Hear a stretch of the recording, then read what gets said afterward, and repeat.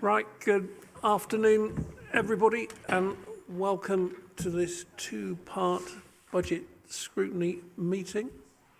I think everybody here is familiar with the fire exits, so I don't think I need to go through that. Oh, hang on. Can you hear me now?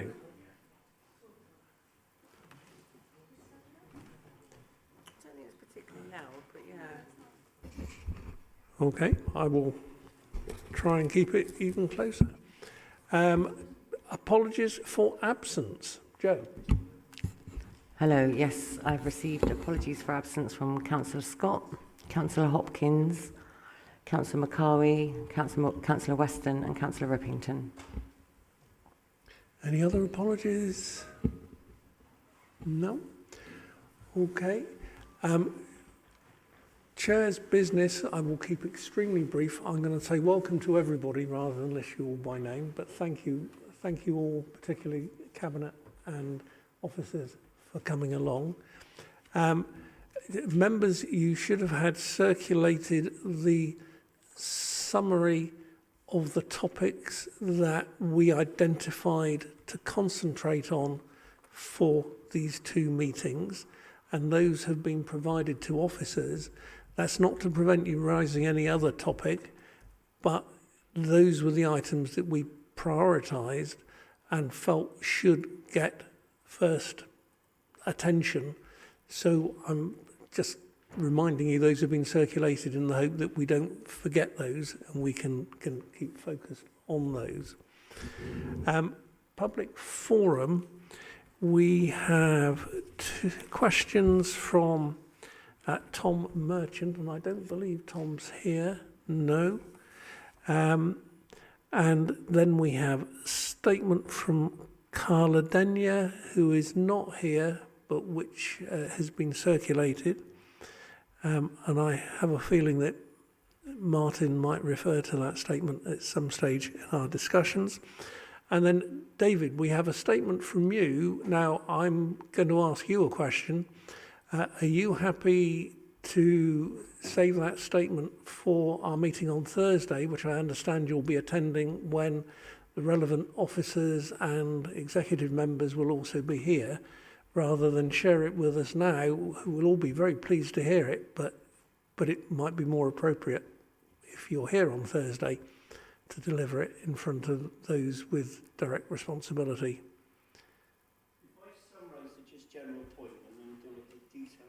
If I summarise the general point and then deal with the issue on Thursday, I'll be very happy, so at least people know what the general point is and Craig can hear it. The transport levy to the west of England... Be very brief then, David, because you can't have two lots of 3 minutes. No. Just the transport levy to the west of England Wirral Combined Authority is simply not enough to cover the cost of running the public bus services in the city. And therefore I'll talk about the rest of it on Thursday, but that is the major issue. The transport levy is nowhere near enough to Dan Norris and the Metro Mayor to run the services he needs to provide, and that needs to be rethought urgently. Okay, thank you, David. Yeah, no, we will look forward to it. Thank you.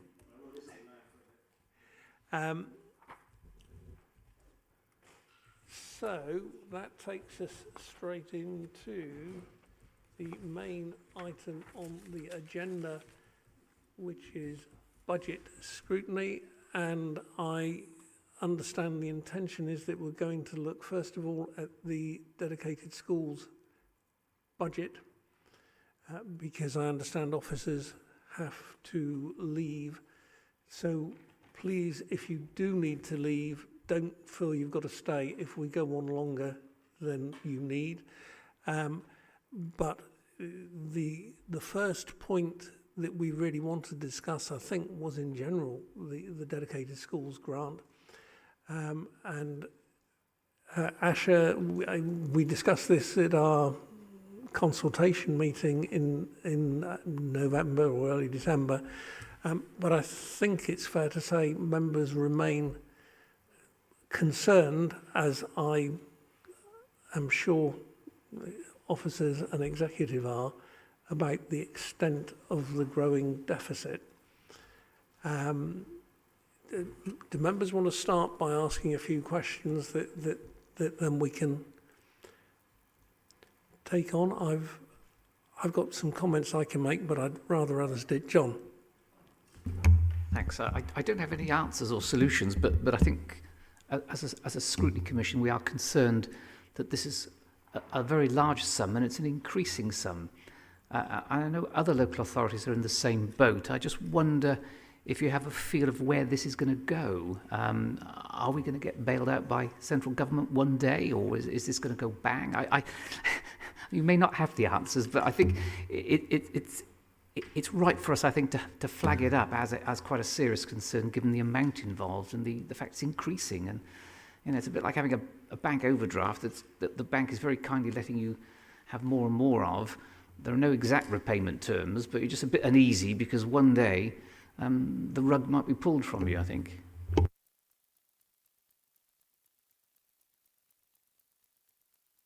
Can I take any more questions altogether? Because I've got a kind of I've got quite a lengthy response because we anticipated some of the questions that may be asked around this, and I obviously have some of the officers with me today to reinforce any responses that you need on this. Certainly. Okay. Really, further. But I will say, if there's anything that keeps me up at night, it's this one. But I will respond shortly. I don't know if any other members have any other questions on this. Well, basically, I mean, we have set out, and we've been working with the schools forum over many months, so it's not as if we didn't know that this was coming down the track. And I think one of the issues was also that we were looking at the firstly, I have to say that I suppose we're grateful that the government has responded to all local authorities, because like you said, we are not the only one who are in this boat. But we were looking for the DSG, which is currently ring fence. That ring fence would have come off at the end of this financial year, and that really would have put us over the edge, as with maybe 3/4 of the local authorities in the country. So we're grateful that we've been given an additional, I think, 3 years now, up to 2027, to really come up with a robust set of plans to try and reduce the deficit. So we've got a DSG management plan that we've put in place that details a lot of mitigations. We've got quite a number of proposals under that, and currently this sits alongside our Delivering Better Value programme. As you know, the government is supporting a number of local authorities under 2 key programmes, and Bristol falls within the Delivering Better Value programme. And that will be subject, so that plan will be subject to consultation and further changes, and we'll make sure also in terms of transparency to make sure that Scrutiny also have an opportunity to look at that plan. We've agreed a number of areas of focus over the coming years, and we did have an engagement process with the Schools Forum in October and November, where we looked at different areas that needed to be identified. So just to remind you what the Delivering Better Value approach is, it's really a strategic approach to how we create a sustainable model going forward. And its main objective is to identify local and national opportunities to improve the outcomes for children with SEND. And so we're looking at both short-term and long-term support. So other programs that we have in terms of looking at how we can address the deficit is how we expand current specialist provision. We're looking at non-statutory top-up and early intervention, and a new proposed programme of work. We're looking at inclusion practices in our schools and settings. We are reviewing and we'll look at specialist place funding, post-16 funding, and obviously our maintained nurseries. The areas that we have identified are in line with the DBV. And I think what is quite clear is there is no real quick fix. It's a real holistic approach to what we need to do. And I think we're in an interesting position that we've just completed the Ofsted ILAC. And I think that will give us the basis by which we can jump off and really understand what we need to do as a local authority going forward in terms of how not only we address the deficit, but also looking at how, in addressing that deficit, we create a service kind of fit for the future and can actually deliver what we want, which is more provision in-house, because a lot of that spend is really on it's just blowing up out of proportion. We've clearly seen a correlation between the increase in the DSG, which comes through the high needs block, but also an increase in the number of children and young people in the city who are requesting EHCPs. And the more EHCPs you have, it comes with a monetary value. And at the end of the day, we have to deliver on that regardless of what our budget. And I think over the last 2-3 years, we went from a 2 million deficit to nearly, 28, I think it's at 28, 18, 28. I've got the figure somewhere, but it's consistently crept up. And even I've been blown away by how steep that increase has been, but that relates to the need that there is here in this city. But again, I repeat what I said before at the Cabinet. If we can find ways in which we can reinvest, if we had the infrastructure in place locally, I think we should be able to bring that number down. But that's something that we're working on. I will also say to colleagues, all colleagues here in this room, if we need to be solutions focused. So we're looking at best value across the UK. But I'd also say to colleagues, if you have any other solutions in which we can look at ways in which we can reduce this going forward, then we will look at that. But ideally, it's about increasing the provision that we need locally, and also, I think, around in the whole inclusion agenda as well, making. I had a meeting this morning with one of the head teachers of one of our academies and talking more about the best practice that they are developing around more inclusion and resource centres for children, particularly with SEMH. So, yeah, more of that from our schools, and, an approach to more working towards 100% inclusion.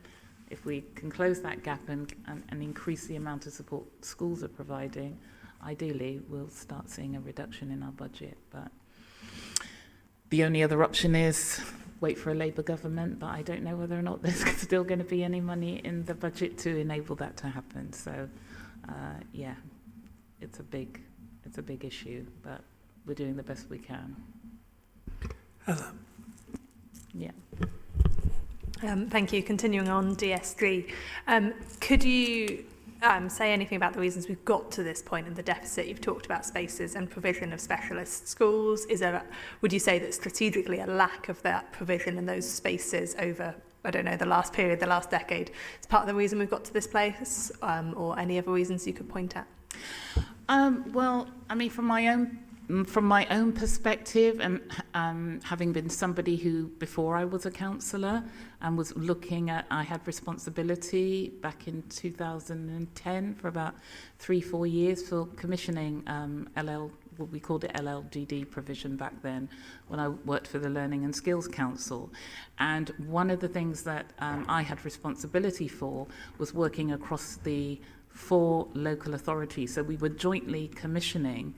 So not in a silo, we were jointly commissioning across the 4 local authorities appropriate LLDD provision. So it's not as if we didn't know. You could see it coming down the line. So if we had planned better, because that's what, before I left the service, it was a case of looking at how we can better commission collectively across the 4 local authorities. We could see that there was a growing need, particularly around children with autism, for example, because we've seen that kind of go through the roof. And I think if we had put in place the mechanisms and the resources and the provision 5-10 years ago, we wouldn't be where we are now, I believe. And we had started that journey, but I think after I left the Learning and Skills Council, the 4 local authorities retreated back into their silos. That's what happened, because I do think that we can get more bangs for our buck if we actually work collectively across the 4 local authority areas. Because we all have the same need, and I'd rather, if I had a child with SEND, that if they had to go to any alternative provision or any SEND provision, I'd rather have them closer to home than sending them all the way to Glasgow or Nottingham or wherever it is we have to send some of our children. Yeah. So our deficit is increasing. We might have an opportunity break clause to write off that deficit. Do you see in a few years' time that do you think we'll bring the deficit under control and sort of get it written off, or do you think that we would repay and make up the cash? So will we do a deal with the government, or will we repay it? What would be your sort of strategic view of where we're going? Well, my strategic view would be that I would be putting pressure on the government to help us. I think I'm actually quite miffed at the fact that we didn't get into the first programme. We're in Delivering Better Value, and there is another programme where the government has been helping authorities partially, if not to some degree, maybe writing off over half of the debt that they have. And I will say that there are some authorities not too far from where we're sitting now who've had the pleasure of that. And it's a political choice by the government who they decided that they wanted in that. So, yeah, I don't have a magic wand, but I think I would be looking to either ideally have that wiped out, or we need to have some financial assistance to help us. Great. I think my final one. Obviously, that sort of writing off, that is likely to come with some sort of deal about what we would be doing with our budget. What are the concerns or risks or fears that you see that we might be asked to change or write off if we get to that point of doing with the government? I'm actually going to ask either Abby or Richard to kind of give a informed response on that one. I think in terms of we would obviously be seeking to reduce the escalation of the deficit over that period of time. So we've got a trajectory that's been analysed and projected, but what we need to be doing is pulling that trajectory down. So that really is the main focus at this point. We have no firm promises to do anything like write off deficits. What we need to do is look to move to that sustainable model so that we pull that down. And I think at the moment that's our main strategic priority, particularly in the short term, to get that plan in place. But I don't know if Abby, if you want to come in there, but that is our main priority at the minute. I don't think we're going to get to a position where we're paying back that deficit. What we do really need to pull down the trajectory. And just to add, just in terms of your question, I do think at some point, and maybe not now, it is a national issue, and I don't think we can lose sight of that. So I do think that there will be at some point some weight in terms of what is our kind of collective voice and pushback around this as authorities, as a group of authorities within the region. We're not there yet, because obviously the government have got the programmes in place to kind of enable us to bring down the deficits. But I am acutely aware and have it in the back of my mind that actually our collective voice will be a powerful one, especially as the administration comes closer to an end.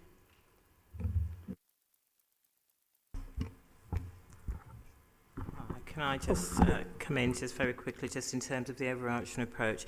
I think in terms of actual access to the safety valve programme, which is the programme to which Councillor Mack was referring, being part of the delivering better value with SEND may enable us to actually move forward into that programme into the future. I think one of the key tests for that programme is whether or not you have achieved financial sustainability in year, to then go into the discussions then in terms of, now that you've got a sustainable plan, what is the overarching approach in terms of your deficit.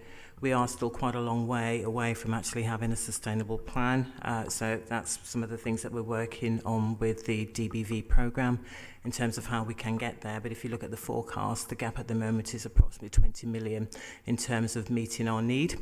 So some of the work that we're going to do now is how we can actually focus on getting to a sustainable plan so that at the end of this programme, we can actually enter into the DBV. But I think as a local authority, we do need to own the position, because this is spend that we have incurred or will incur at the end of each financial year. So we can't assume that actually that, you know, that will just be written off. We'd hope that. But I think also one of the tests that government do currently is that they want to see local authorities own their position. And I think that's a clear thing that we're going to need to do as part of that process. Can I just follow on, because Heather sort of asked some questions that fitted into what I wanted to say, and your comments there, Denise, are reassuring in that we do have to accept we're spending that money. But so my concern is that I don't feel the paper as presented for Budget Council goes into the detail that's needed to reflect the seriousness of the situation. Because we had papers showing the plans over the next 5 years that we have seen, and that isn't reflected in the papers that go to Cabinet and to Council. Now, for me, I don't see how we can just rely on a statutory override to carry on supporting a deficit, because we're spending that money, as Denise has said. And I'm sure members recall in previous years we're told that detailed plans would reduce the deficit, moving towards break even, before reducing the balance on the deficit. What we're seeing now is that we're struggling to even see how we can really move towards break even.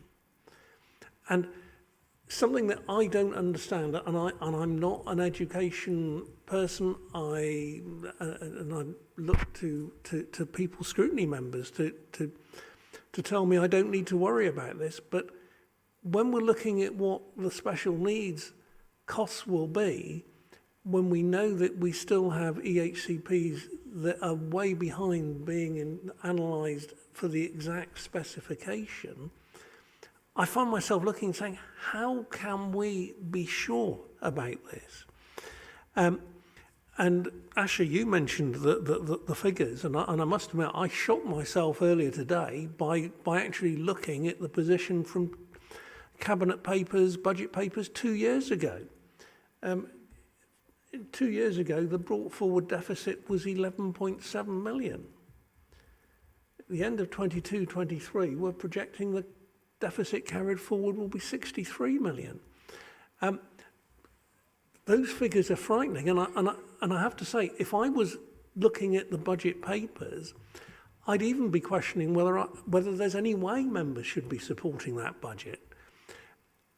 But if we accept there's action in hand to replace it, I think we could be persuaded of that. But I'd expect the seriousness of it to be drawn to attention in the narrative in a way that I don't think it is. And if we put that in perspective, at the end of March 23, the deficit is equivalent to 1/4 of the council tax revenue. By March 25, it will be 35%.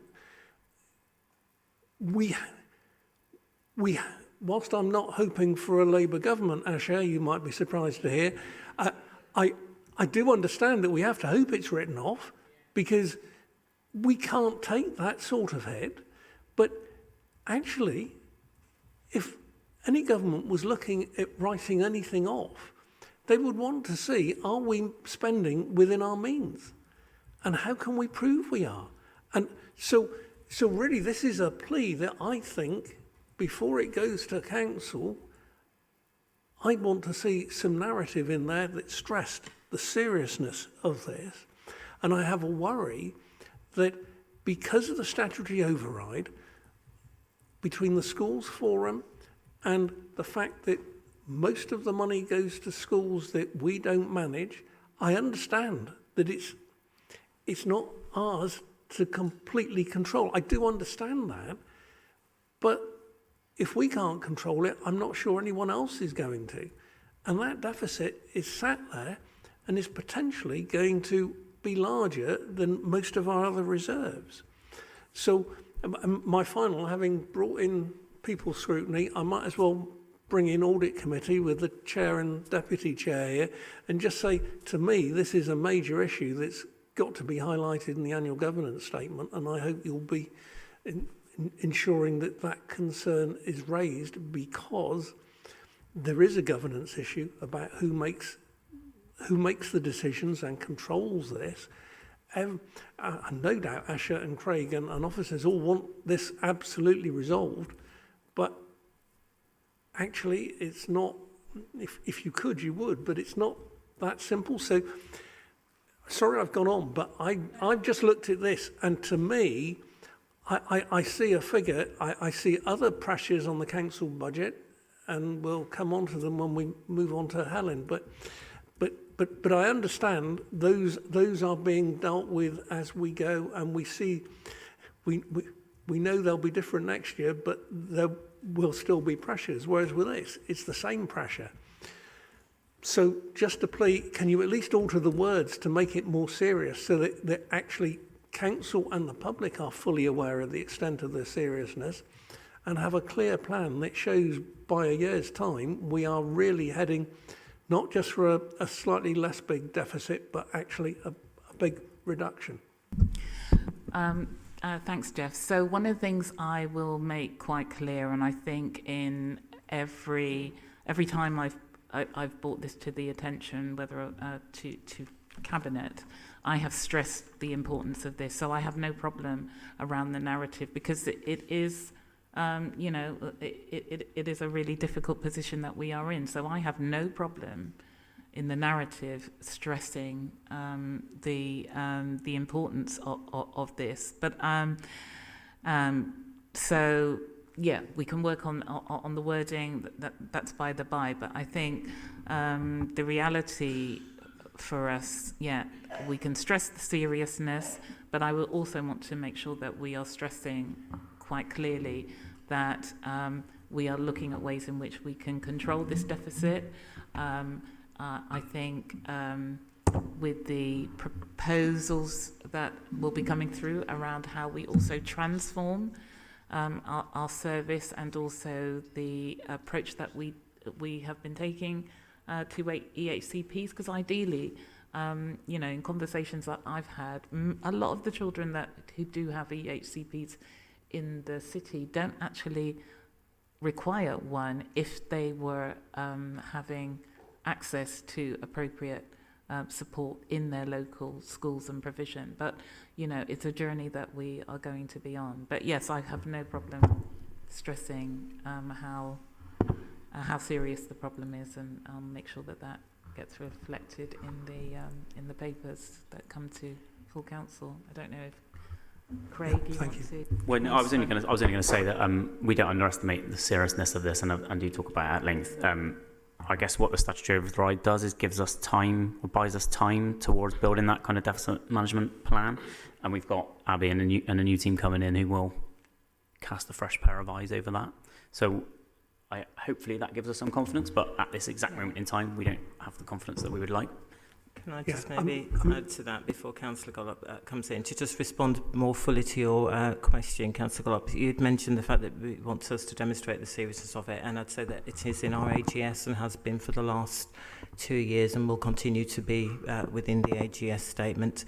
In terms of actually the approach, we have shared our position with DLUC as part of their consideration for the statutory override. They did ask for all authorities that had significant DSG deficits to contribute into a consultation, and we did, and we engaged as part of that process, which is sort of part of why the statutory override was also agreed, giving us more time to develop the plans. And we were clear that actually this won't be turned around immediately. It's going to need a longer term programme, and there are exceptions of that in terms of actually the statutory override. So in terms of giving you some assurance in terms of the robustness of the budget estimates and the approach being proposed, it's an approach that's to some degree supported by government in terms of the fact that there's a recognition that this isn't just a local challenge, it's a national challenge, and that we need greater time to do the plan, engage in the programme. The budget report itself does, in the full report, contain a section that does give you the profile of the deficit management plan, some of the proposed mitigations that are being considered, and it also mentions the statutory override. And the Section 25 statement also references the two items. But we recognise that actually had the statutory override not been in place, we would be in a very different position this year. So I think it's just giving you a little bit more confidence in terms of your ability to support the position as stated and allow colleagues the time to develop those robust plans that we know is absolutely going to be required to be able to actually demonstrate that there is some potential to get to financial stability, and wait also for the outcome of the SEND review and also the changes that will be proposed as a result of that, which will hopefully then start to think about how we can better meet need within the available resources. Thank you, Denise. Tim first, and then Zoe, then Kerry, and then Christine. Thank you very much, Chair. I mean, briefly, just to follow on from something the Cabinet Member for Education just said, I wouldn't agree that EHCP plans are issued because the provision isn't there, because there's a legal test regarding the EHCP plan. But I think if I could follow up, I think what you were saying is often then that provision is not available in mainstream schools, which is pushing children into the specialist sector, where in fact that provision should be provided in mainstream schools. And on that, I think I would agree that wherever possible, we should be doing that. Do you think, though, as a council, we're providing enough support to schools, especially with, I see the school system is quite fractured through academisation, and I think that's had a negative effect in this area. Do you think we currently provide enough support to schools to be able to be as inclusive as possible? And do we provide enough specialist advice and services? I mean, around autism, around specific learning difficulties was the area I was thinking. Or do you think we need to be doing more in the future? We can always do much more, but I am going to ask Richard or Abby wants to respond in terms of what we're doing around the whole inclusion agenda. Yeah, I think it's quite difficult because I don't think anyone's seen the DBV plan, which we're submitting, and we will be sharing it once we've got through that process. But it is actually looking at that. What is the provision being offered to school currently and how we need to improve in some areas. I think some areas are not so bad, but some areas there is lots and lots of growth for improvement. I think some of that kind of links into some of the conversations we're having around wider transformation. So what are we doing with early intervention services and how are they wrapping around and supporting schools and SENCOs, and what does that mean in terms of being able to support more children within school settings? So it is a much wider transformation piece that is going to have to sit within the DBV and the wider Children's Services Transformation Plan. But both, I can reassure you, will be coming here. We're just in the kind of crux of getting them through and submitted so that we can consult on them thoroughly. Thanks, Abby. Zoe?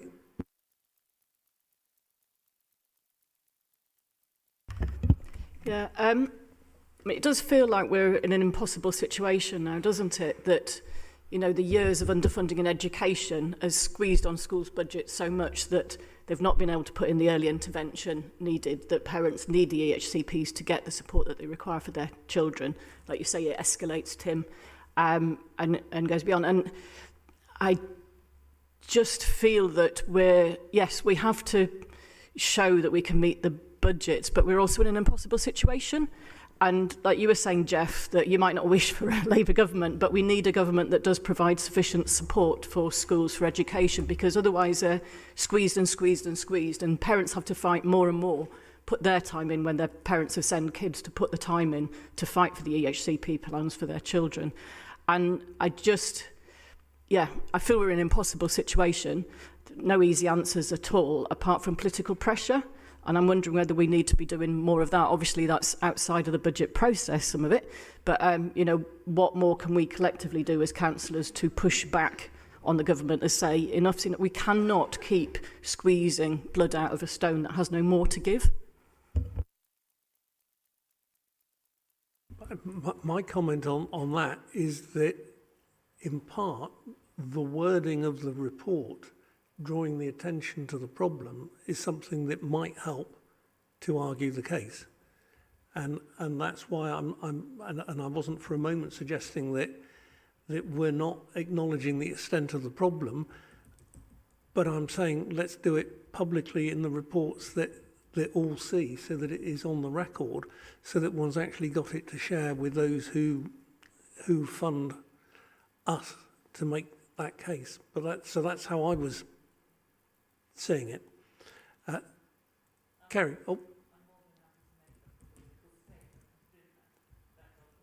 yeah.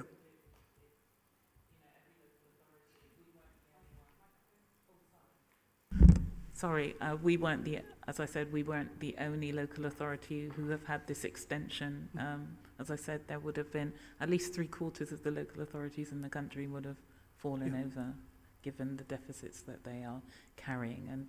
And our deficit, for me, is eye-watering. There are many more who are in a worse position than we are in at this moment in time. So it is a collective kind of approach that we need to take to, force the hand and address this. But as Councillor Goodman said, education has been poorly underfunded for many years, and we've been waiting on the outcome of the Send White Paper, and we're still not seeing any movement on that. So, as I said, we will share the plans with members of Scrutiny following our conversations, and once that's been approved, and you can have a look at what we're trying to do to address this situation, which remains difficult. I won't say it's impossible, but it's difficult. Kerry. I just wanted to check that I heard what you said properly, that you said that there are children in schools with EHCP plans that don't need them, because I'm a SEND parent myself, and my son has had, just like any other child with an EHCP, they've had assessment after assessment after assessment. What qualifies you, and whoever you were speaking to at the time, what qualifies you to make that statement? I'm not here to get into a kind of anything antagonistic around this. Conversations that I've had with parents and people in schools has been that ideally, if the schools were providing the kind of support after the initial assessments, then we wouldn't get to a place where we've just seen an upshot in the number of children who have EHCP. So I'm not trying to say that not every child in the city should not have an EHCP, but what I'm saying is if the appropriate resources and support were available in school, and I visited a school this morning that has a brilliant resource base for children. We're seeing the overrepresentation of black kids with SEMH here in this city, and they have, many of them have EHCPs, but many of them don't have EHCPs, and what I'm saying is that if we can get it right in terms of the assessment process and then resource schools appropriately to be able to hold some of our children, then that would help us longer term. But we know that not all EHCPs result in expensive provision, but many of the schools have been reluctant to and are using that process to push their kids out of their school. I understand all of that, but those EHCPs are written by professionals, lots and lots of professionals. So, you know, you can have a conversation with anybody you want and they can have an opinion on it, but you can't make those kind of statements. That's really unfair. You don't know all of those children. You don't know what it says in their EHCPs. You haven't read those documents and those assessments that get written to go into that EHCP. So you can't just make a sweeping statement like that.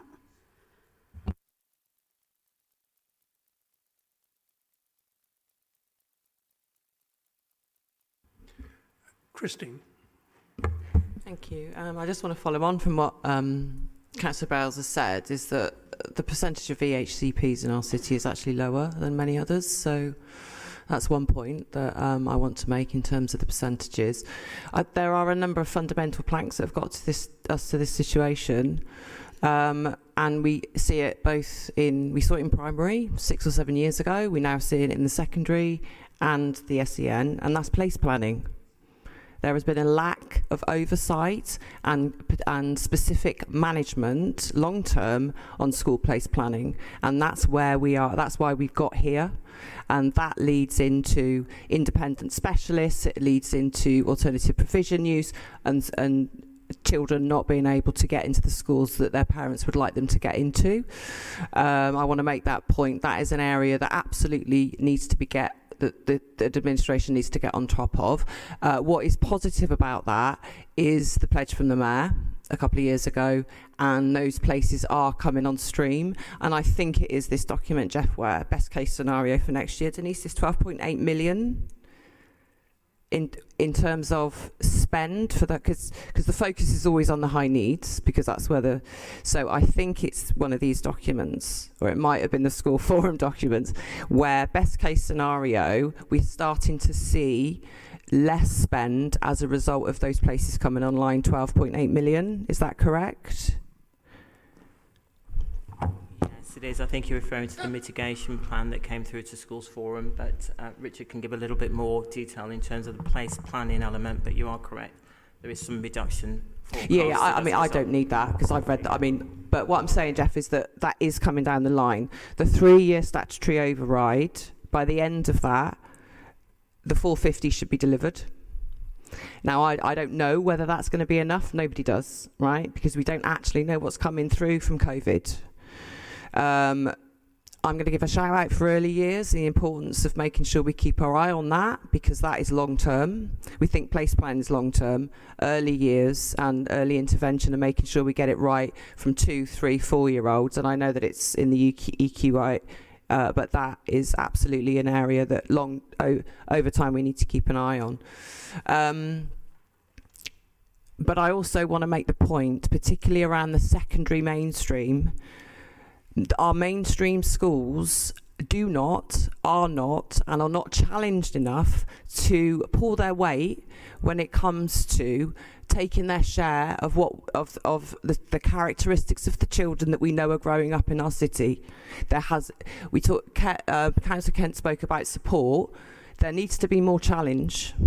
There needs to be an expectation that a particular school, for example, which I won't mention, has more than 3% of kids on three school meals. That is just not acceptable that one of our secondary schools is in that position. That's less than what grammar schools take. That selection is academic and social selection, and that needs to stop. And there needs to be a challenge and a pushback against this school. We've got 2 secondary schools in Lawrence Weston, one of which has got over 40%. Less than a kilometre away, there's another school on 12. That is not acceptable. That isn't about who's living in that area. That's about the practices that we're seeing in those schools, about how it is that they're choosing not to enable the cohort into their schools that reflect the actual children that are growing up in the city, and that needs to be looked at. And there's a number of us in this room that have been on the receiving ends from the chair of the City Academy that's raising that with us. We need a vision as to what we expect across our mainstream secondaries when it comes to who is in their cohorts. Because whilst we allow a secondary school to have 3% and we don't challenge it, their practice will not change. It's as simple as that. Simple as that. And the other thing I want to make, point I want to make, there are other levers that could be used across this council. So I was on a Zoom with some others about school streets. There's 4 primary schools that are being spoken about that are getting a school street. The question is, why is it that we've got a primary school very, very close to here that takes from across our city, i.e. there are huge numbers of parents driving their children in because they live so far away, and we're going to spend general fund giving them a school street. The throwback to both of those schools is sort out your cohorts, sort out your admissions so that you serve local children, and then they can walk, then they can scooter, and you won't need the cars. So there's a lot more that can be done. It's soft levers, I accept. And the academies, and we get all of this pushback about how we don't control academies and there's nothing we can do about it. There are levers, it's just that they're not being used. And whilst I've only been doing this for less than 2 years, I've seen numerous ones across various areas, and they are not being used. And we need to be pushing back on these schools' practices and making sure that they are doing everything that they can before they come for more money to sort out the problems that their own practice is causing. Thank you. And I've got a question about the EQIA if we get onto that. Thanks. Do you want to come in with that as well? If there isn't anything in there that wouldn't not agree with you. No, I'm not. I'm saying what needs to happen, Asha. Yeah, having been the chair of the school before and watching this happen, you know what I mean? It's kind of I've been saying this for a number of years and it's not happening. And we can focus on the high needs, right? But you're focusing on level 2 before you focus on level 1. Sorry, can I comment? Yeah. That's actually quite helpful. I actually had a conversation with the DFE yesterday morning about that exact point. And about them working with us about how we use all of the levers necessary to kind of deliver what we need to do in terms of schools. So I think as we begin to work on those plans with the DFE, because they have levers, especially around some of the academies trust that we might not have as a local authority, you will get exposed to that through scrutiny. And it's just to say, yes, we agree with you. And the conversation actually started yesterday morning.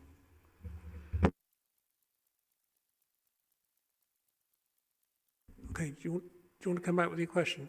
Yep.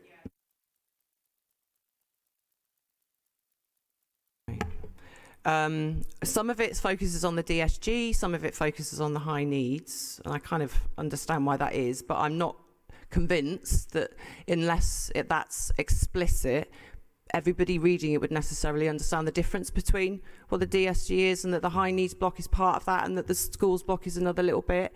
It's spoken about as though it's almost one and the same thing, and that really we need to be really, really clear with our communications about the fact that the DSG is the whole lot, and then you've got these other strands underneath. That is just a point I think I'm making.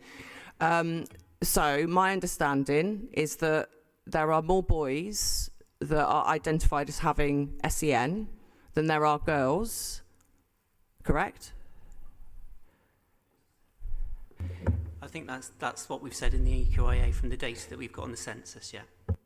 Well, when it comes to the protected characteristics in your own paper that I'm looking at, you've crossed no for sex.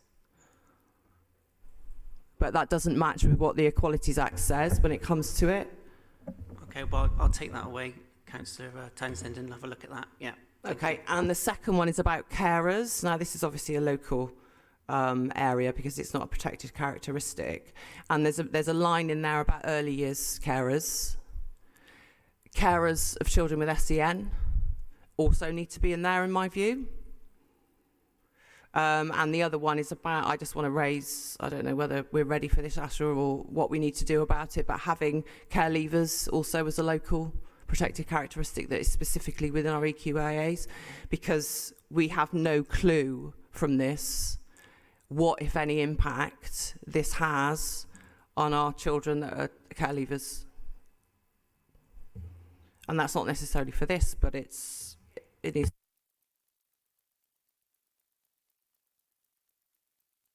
Sorry, that's fine. I'm happy to take that on board and ensure that those those particular groups are addressed in the EQIA.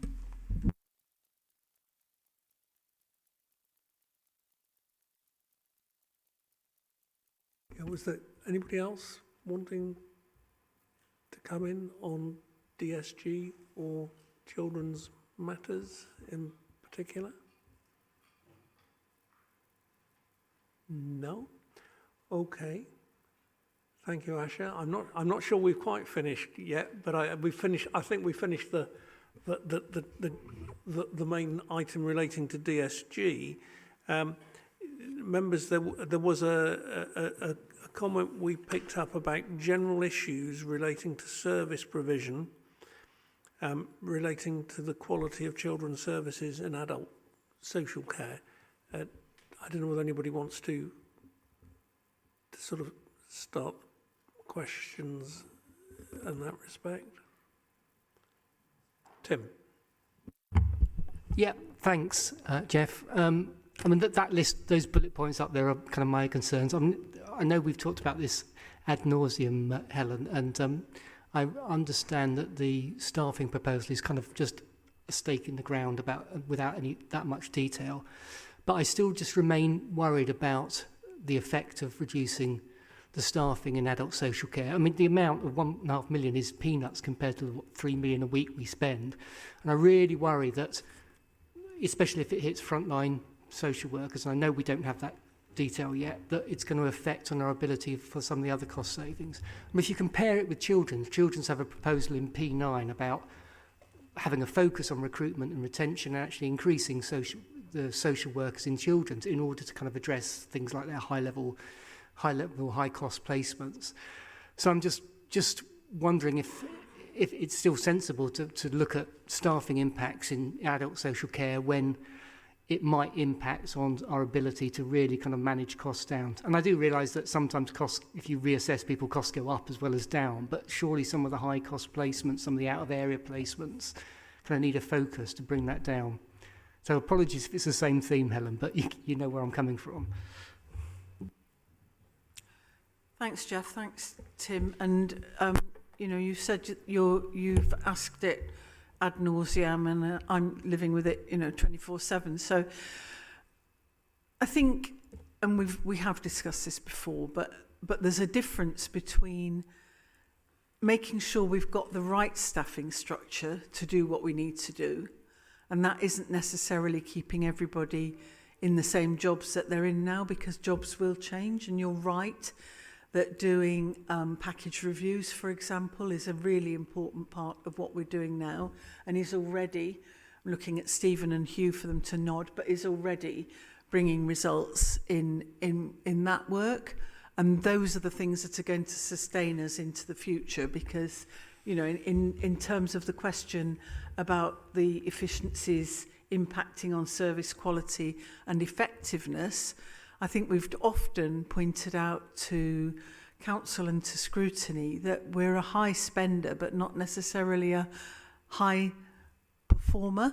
And we want to be in the middle of the pack in terms of spend and get much better bangs for our bucks, because we're still spending a huge amount of money.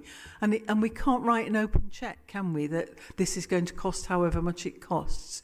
We've got to make sure that every bit of work that we commission on behalf of those residents who need our support is well spent. So some of that it's very similar to the work that Ash has just been talking about, is reshaping those services, is providing services at the lowest possible level. So, work with communities, we know, helps keep people independent in their own homes if they feel that they can carry on, because that support's there, that low-level mental health needs are helped to be addressed by, things like the Warm Homes Initiative. I was in Hartcliffe this morning and listening to some experiences about what's happening with warm spaces.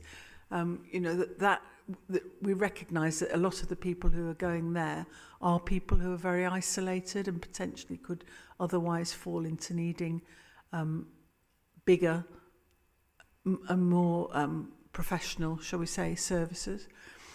So in terms of recruitment, of course, we still want to recruit, and there's a warning, isn't there, that coming down the line, if you talk to UE, they've only been able to fill half of the social workplace course this year. So that tells you that there are young people out there thinking about their future, and they're not thinking about social work.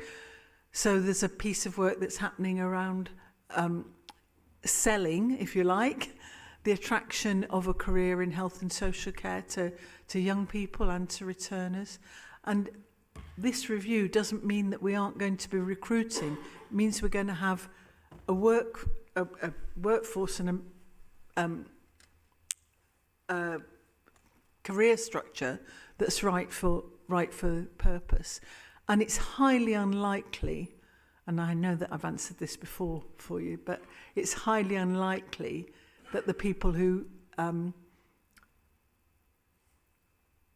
jobs might change are going to be those frontline people. The frontline people will be asked to do things differently, but we need those frontline people, and they're essential to the work that we do.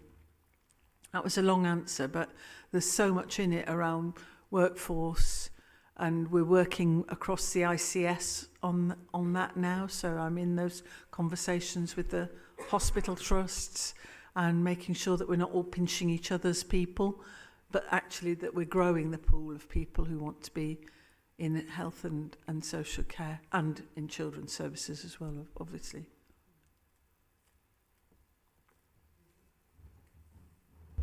Thank you. Thanks, Councillor White. I do appreciate your concern, and it's an important point to raise about ensuring that we have the required levels of staff and practitioners in adult social care in order to deliver our statutory duties. Whilst we've got to deliver £4 million worth of savings on our care budget, we've also put forward 1.5 million on our staffing budget, and we've got to get that balance right, because if we don't save that on staff, we'll have to save it on our care budget. But there is some more information in the Equalities Impact Assessment. So it's made up around, we spend about just under 40 million on our staff in adult social care. So the 1.5 comes out just under 4% of that budget, which would work out to be about 40 posts. So some of that will be senior management review in adult social care, some reductions in there. Some of it, when we know what the outcomes are for our in-house services, we will be reviewing the management capacity across our in-house services. And then the remainder, which is, I think, is what you're most concerned about, is the practitioner capacity in our social work and OT teams. We are in a difficult position in terms of recruitment already, and actually we're underspending by around 2.2 million. Now that's uncomfortable and worrying for us at the moment, and we're working to address that with various mitigations about recruitment, recruitment campaigns, working to recruit non-registered staff, trying to improve our retention in teams.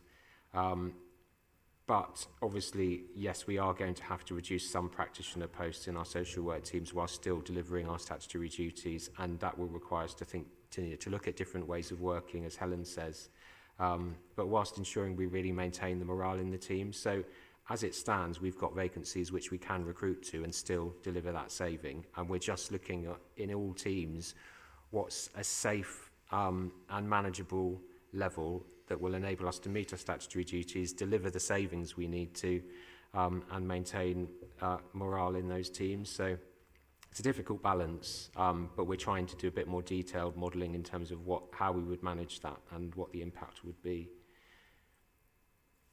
Thank you.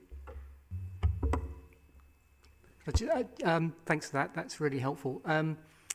I suppose it's just important to make the point that I kind of get the logic that we can't recruit anyway, so we might as well take the budget away. I'm slightly paraphrasing what you said, but once the budget's gone, even if recruitment does get better, the budget's still gone, so we can't necessarily recruit that position. So that's just one observation. The other is just, yes, I know that the devil is in the detail of this, and just would welcome being involved and hearing about the plans as they unfold, really. So. Yeah, and just to say, we're not being opportunistic because we're already under-resourced. It is just unfortunate. It's a national issue around social work and OT recruitment at the moment.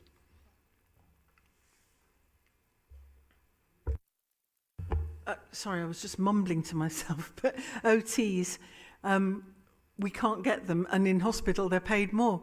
So if you were a newly qualified OT, so it is, as Stephen said, it's also about looking at some of those kind of entry-level jobs and getting people into those jobs that opens their eyes to the potential of jobs, of careers, let's say, within health and social care.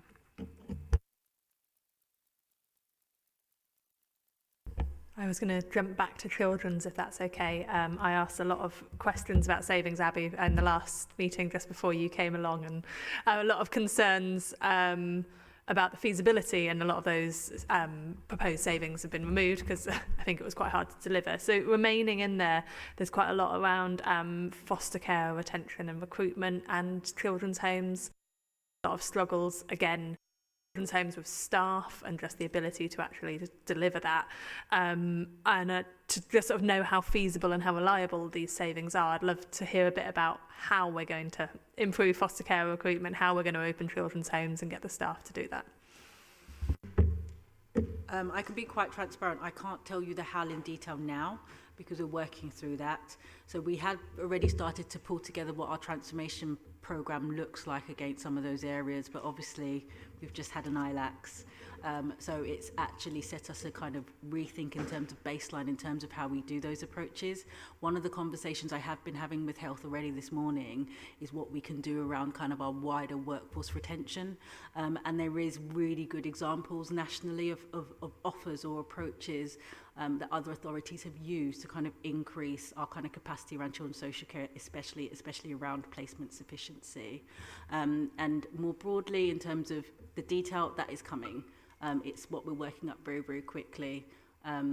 But most of the detail will have to come after the report is published, because we're going to have to now go through a bit of a ratification process with Ofsted and the DFE about how we make those changes and agree an agreed shared approach, because obviously we've just had our ILACs. But it is really, really critical. I think at the moment the real focus is we know what our kind of plans should be in terms of what we need to do around the kind of big areas of pressure. So you'll see that in terms of home to school transport. And you already know that we're doing some remodelling around creating new kind of placement provisions within the city. And it's just really how quickly we can get those online to kind of make sure our children are in the right place. And then more broadly, what we need to be doing with our housing colleagues around much older children.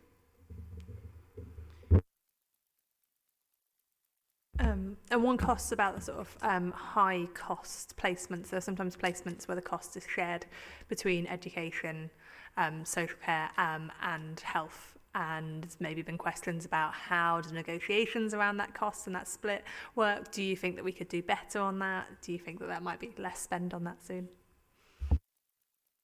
Absolutely, and it's something that I have challenged officers on time and time again. When I look at the split, particularly when we're looking at individual children, health is not, they're just not carrying their weight, particularly when you can see that there is far more support required around that. So I think we have to not go back to the drawing board, but we need to be increasing the amount of support, financial support, that comes in for each and every child from our other partners. So yeah, at the moment I don't believe that the split is fair enough. Some officers may say it is. When I look at it, I feel that we're paying over the odds, I think, financially from the local authorities' point of view. But Abby, I don't know. So I think we've just before Ofsted came, I did begin to have some of these conversations with some of our partners, and I do think we need to rethink and look at our tripartite funding arrangements and what that looks like going forward. It's a massive piece of work that we have to commit to, and I think a lot of that will come out in terms of what we need to do around kind of system change and agreements around some of the new ICB arrangements, which Hugh and I are obviously standing together in, because I think that there's a much broader conversation that needs to be had both around children's and around adults around those arrangements. Just to complete that, I mean, I think this is a whole council of effort. I sit on the Integrated Care Board, Helen's on the Integrated Care Partnership, Hugh and Abby are all involved. You know, we're talking about facing into a £1.7 billion system, you know, against our mere 290 million. And the interface is murky. And sometimes it's built on anecdote, past practice. Sometimes people tell you that other places do it better and they get a better deal. Cutting through that whilst building genuine partnership and not just going into a kind of win-lose negotiation is going to take some concerted corporate effort. So, you know, we all know the benefits of talking about joining up the systems to deliver better outcomes and get better value. We have some real short-term issues about the current split, you know, and where cases are being decided in ways that I don't think any of us have actually had a say in determining as a set of rules, which maybe, you know, for which the legal underpinning could be lost in the mist of time. So we have to put our best foot forward, and all of us talk about this quite a lot. And I think in a way it's one of the benefits of having an ICB that's sort of taking form slightly in front of us, because we're not talking about playing into a system that's been unchanging for 6 to 10 years. This is new, so almost like everything's on the table. So I don't have to be embarrassed at my ignorance of talking to the chief exec of the ICB about something I don't yet quite know what I'm asking for, but I know it's currently not working for us. And, you know, a few extra percentage points here and there from a £1.7 billion budget would go an awful long way in children and adults.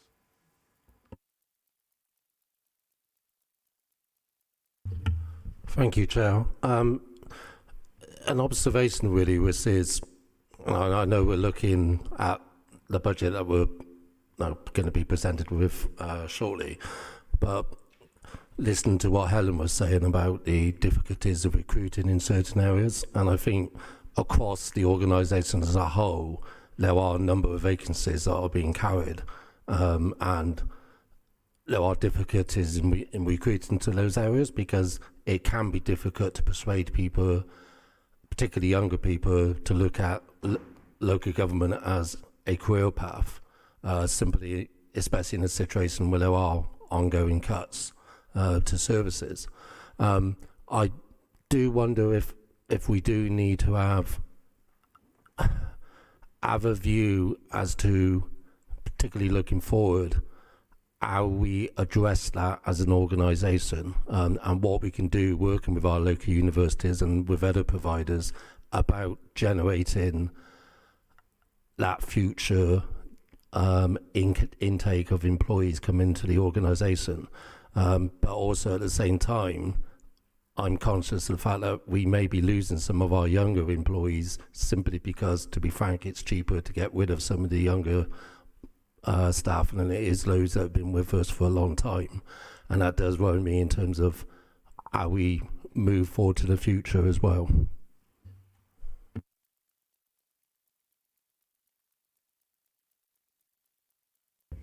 Me.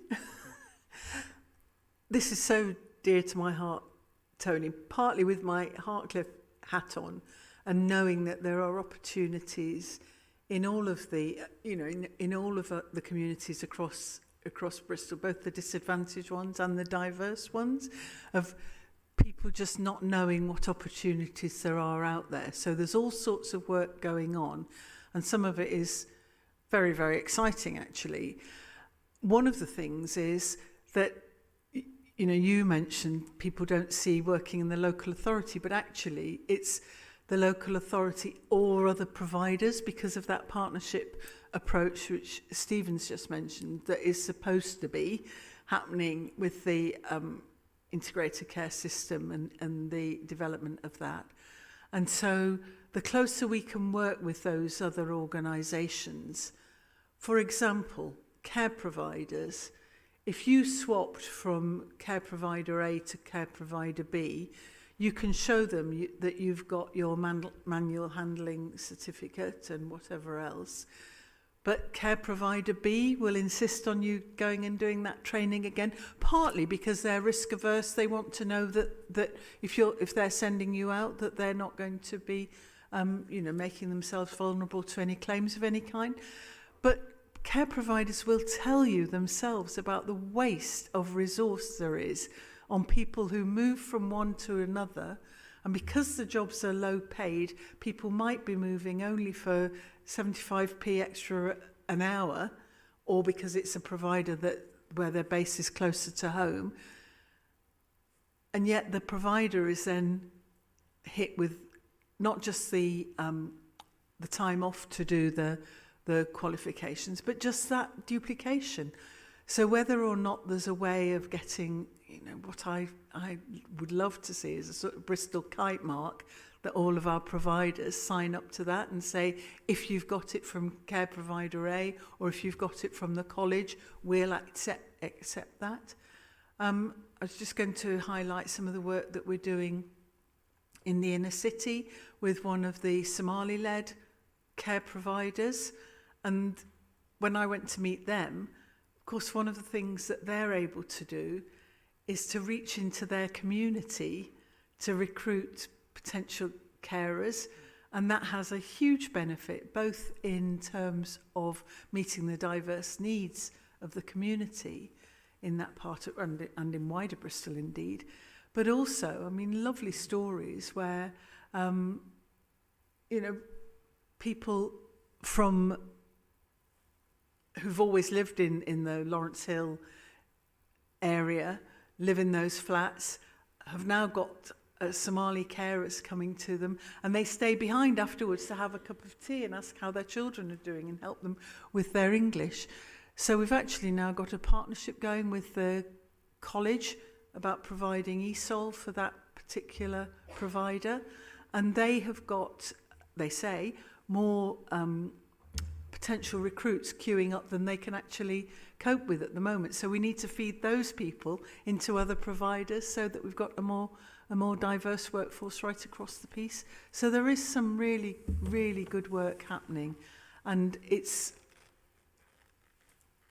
we're in competition with the Amazons of this world, who we know are voracious. They've taken bus drivers, they've taken care workers, but we've got to make this about quality career, and that there is a progression, and you can move from the local authority to a hospital, to a care provider, to St Peter's Hospice, whatever, and that we've got those doors open between different providers in the city. And I think it's something that we really need to do, because as we know, the workers from other countries are not coming in as much as they have, although some of the hospitals have got those schemes. Sorry, I just also wanted to add, particularly over the last 3 or 4 years, we have a strategic race equality leaders group. We have the 17 public bodies that sit on there, the chairs or the actual chief execs. It's chaired by Stephen, and every year, even in COVID, which I think was one of our best years, where we had a recruitment fair online, and that we're bringing together, maybe 50, 60, 70 different employers right across the city, including the local authority, and specifically targeting Black, Asian and minoritized communities. But the success rate of those has actually seen not only our own organisation, but many of our other public sector partners, who include UBHT, NBT, Serona, and loads of others, being able to recruit from different communities. And I think we're expanding that recruitment fair. We usually hold it in City Hall. So again, I will ensure that staff share that information with you wider, so you can come along and actually see it for yourself. But they've been actually really successful in terms of recruitment. And you're right about young people, but I've just been trying to encourage a group of young people to apply for apprenticeships right here in the local authority. They don't know what they don't know, and that's the other thing you've got to remember. Sometimes some of that information is not kind of cutting through and cutting across, particularly during their kind of careers and looking at different career opportunities. So we're making all efforts to try and increase young people coming to the organisation, as well as those from, I hate the word disadvantaged because we're not disadvantaged, but from those areas of the city that need a little bit more than others. Thank you for that. I think what I say from my own experience was obviously growing up, that was a long time ago. What was available to me then growing up in Harcliffe was the ability to get support and to get training. I mean, there was what was then called the community programme, and still at home I have my national vocational qualification in a little plastic box, that was what allowed me, to get away from building sites. Not that there's nothing wrong with working on a building site, it's just that I was crap at it.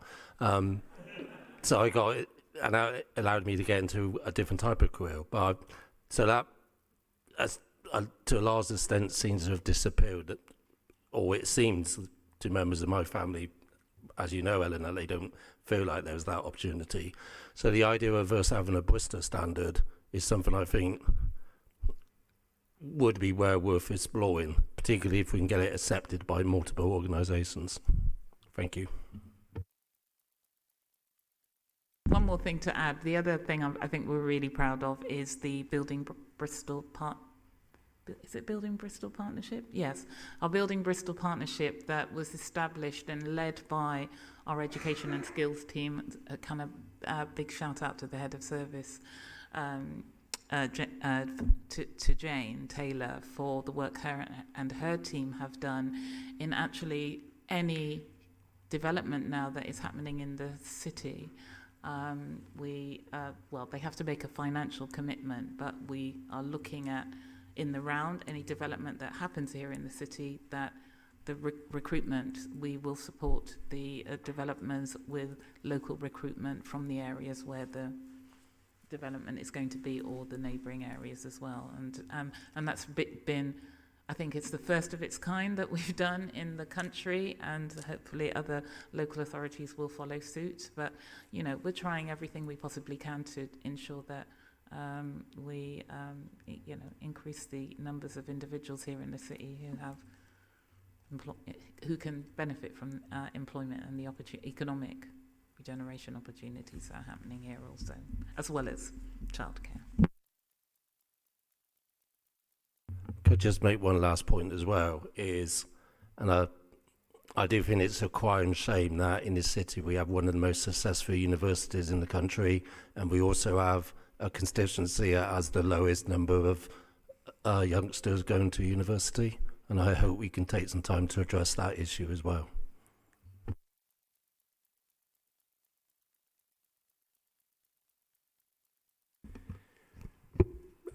I was going to make a number of comments, and I don't disagree with that comment at all, but I'm also pleased to hear the point about apprenticeships, because actually in caring and support, often people who have an ability don't have to have gone to university to actually have a real ability to deliver, and it's important that we do make sure about that, and also recruiting locally. The days when people would be travelling across the city in order to carry out care, that they're not paid enough to do that, and they're too valuable to us to be wasting their time in traffic. So both those things seem really important. One question, talking about the service provision and some of the reductions that are having to take place. Helen, is there a mechanism that will be monitoring the support and the pressures, that identifies if people are suffering because we are not able to give them the support, that we are able to pick that up quickly and respond, even if that means taking staff out of other areas in order to ensure that we maintain where it's critical? I'm going to ask Stephen or Hugh to come in on some of that, but I mean, one could say that calls to Care Direct are a measure of that, because people will, and I've made this point in budget meetings before, that we do have to be very, very careful about talking about that the services are cut and there's nothing available sort of thing. Because for a start, I know that Denise and Stephen will be saying, well, hang on a minute, we're spending 190 million, we must be getting something for our money and we must be serving some people. So we need to be very, very careful about making people think that they can't ring in if they're concerned about a neighbour or whatever, and find the right support. But this is a long-term job about transforming how communities work, that work at locality level that we're doing within the ICS integrated care system, which is bringing communities and community organisations, GP surgeries, social prescribers, all of those kinds of organisations together, so that actually the ability for people to be able to, even if it's something on the face of it not very onerous, like somebody to bring their shopping or to collect their prescriptions, those kinds of things are the things that do keep people able to carry on living at home for longer. Our community meal service, and again, you know, I know that you all know that I'm a real champion of that service, but it's not just that the lasagna turns up at 12:30 at lunchtime, it's that somebody is coming to your door, coming in many cases with a key safe, will let themselves in and make sure that you're okay. I know this, my own mum has this service, not from Bristol but from Nottingham City Council, and the person who delivers the meal sits with her for 5 minutes. Are you all right? Do you need me to make you a cup of tea? And that's a well-being visit that families of those people who use the service are so grateful to have. And there's more capacity there, and we could do more of that. So, you know, keep promoting that as a service that will keep people independent and not needing to make that call, hopefully, to Care Direct. But of course we'll be monitoring, and you've seen the figures at the system, I think, yourself, haven't you? You've had a walk through it, and it is fantastic in the way that it can cut all of the stats in every possible way, from ward-based, protected characteristics, all of those things, and we can see very clearly about that. And what we want to see is that more people are having home care, obviously, and community support rather than going into any residential settings. So, yeah, we do monitor it. It's the top and bottom of it. So if I just take it on and broaden the question a bit, because I suppose for almost every year I've been on council, I've been asking cabinet members for adult care and the officers, you know, will you come in on budget next year? And every year I'm assured that that's the intention, but every year we know that it's likely there is something that is going to cause a pressure point.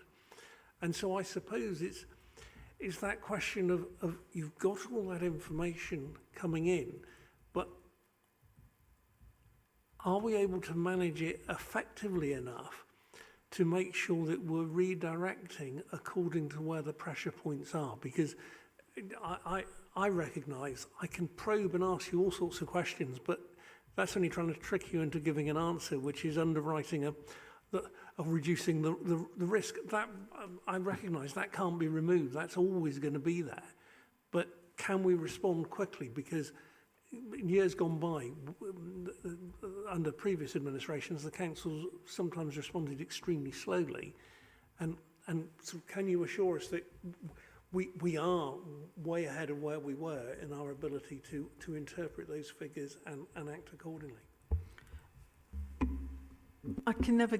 Nobody can give you 100% assurance, but I think that you're right, that the much improved information that we have helps us do that, and that focus on reviewing packages, which, you know, some packages hadn't been reviewed for a long time.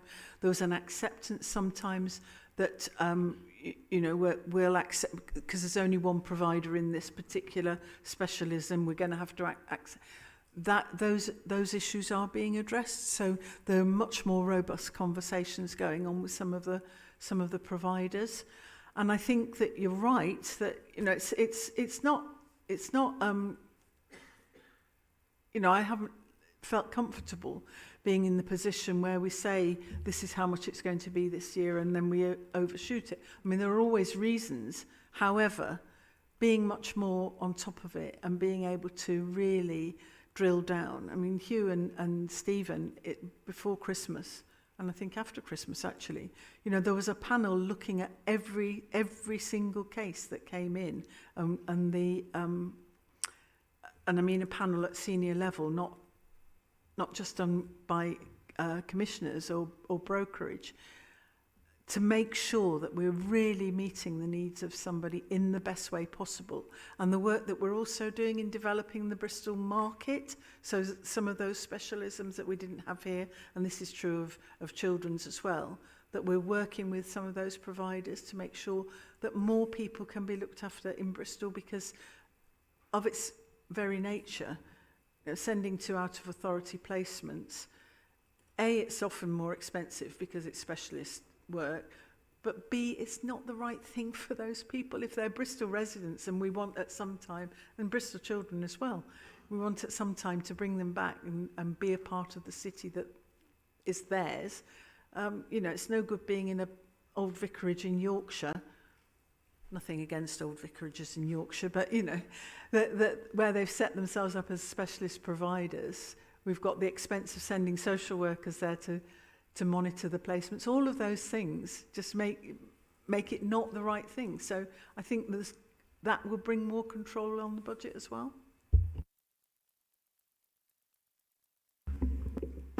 Have we got time? I think old vicarages are probably preferable to some like secure units in Northamptonshire where people can't even open windows or get outside. But yes, out of area is not really preferable.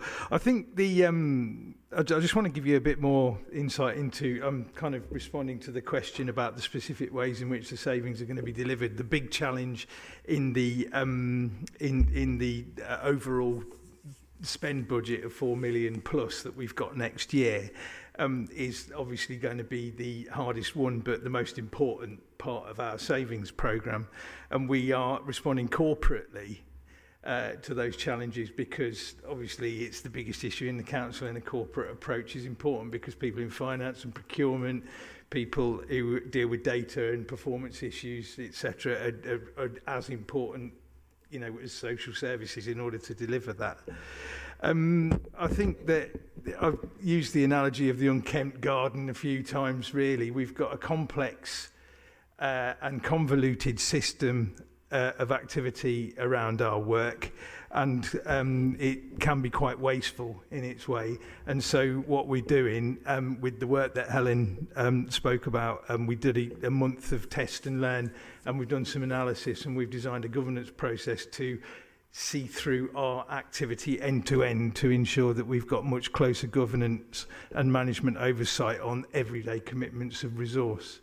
So that goes right from the outset of the activity, bearing in mind that at the time you make a commitment of resource, it's too late to do the groundwork in order to make it as kind of optimal as possible.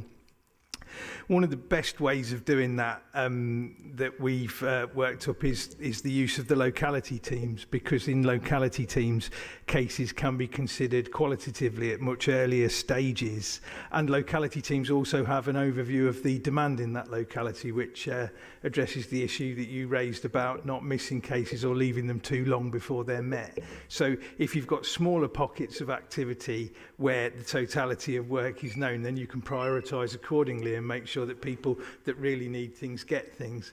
That's important because obviously it's a fundamental statutory requirement of us that we do that under the Care Act.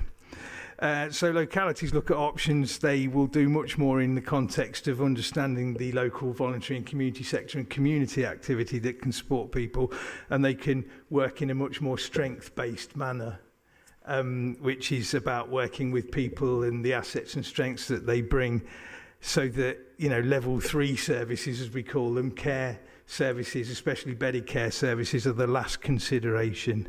And before that, we look at kind of all of the other options available in order to get people the best kind of whole set of activities around themselves that help them to live independently as best they can. On top of that, we aren't making any spend without consideration of that activity, and that's not just about assessment and care management, that's triangulated. So the spend will also be considered through commissioning work and be considered by finance in order to ensure that we're committing the money in the best possible way, and we have been doing a lot of work challenging some of the existing commitments of spend. Budgets will be, are now delineated to locality and team level, and we're revitalising budget management in teams to ensure that people know their budgets, they know their annual long-term allocations, and they know the churn within their budget, so they know in a contemporary way spend that's committed in new cases, spend that's committed via reviews, and reductions in spend when people have been reviewed and their case cost less afterwards, or when people die, which sometimes happens sadly. But with that much closer articulation of people operationally and the money, the financial commitments of their activities and the scrutiny that goes with it, we will be driving spend down on a day-by-day, week-by-week basis in localities. It will be consistent monitoring, and then we'll get much better overviews about capacity and resource flow across the system, so that we'll be able to have much better chances of predicting spend when unforeseen things happen. Helen also mentioned the fact that we're going to be building in much stronger commissioning processes. We're going to really simplify the commissioning frameworks that we have to one framework, and within that framework we'll be able to build much better relationships with local providers and ensure that the pattern of service delivery around the areas of our activity is much more in keeping with the patterns of demand. And through that, we'll be building more strategic partnership consortia with providers in order to really develop our local offer for learning disabilities, autism, and the more complex cases that typically at the moment can be placed out of area.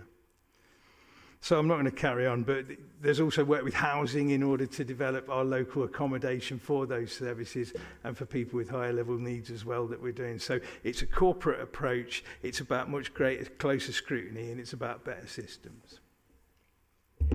Thank you, Hugh. Oh, yep. Just to let you know, I don't know if you're aware that we will local adult social care departments will come under Care Quality Commission from April, and so we will have to provide assurance to CQC, and we'll receive, potentially in the future, we'll receive inspections in the same way that Ofsted do for children. So we're doing our self-assessment at the moment, which is actually a really helpful exercise to be going through in terms of actually really having clear understanding around areas where we're performing really well and areas that we need to develop. So I think that's also going to help us to be really able to evidence that actually, despite our funding, our budget challenges, that we are still meeting people's needs effectively and seeking feedback from people that use our services. So we could perhaps share a bit more about that process in the future for scrutiny. Yeah, thank you for that.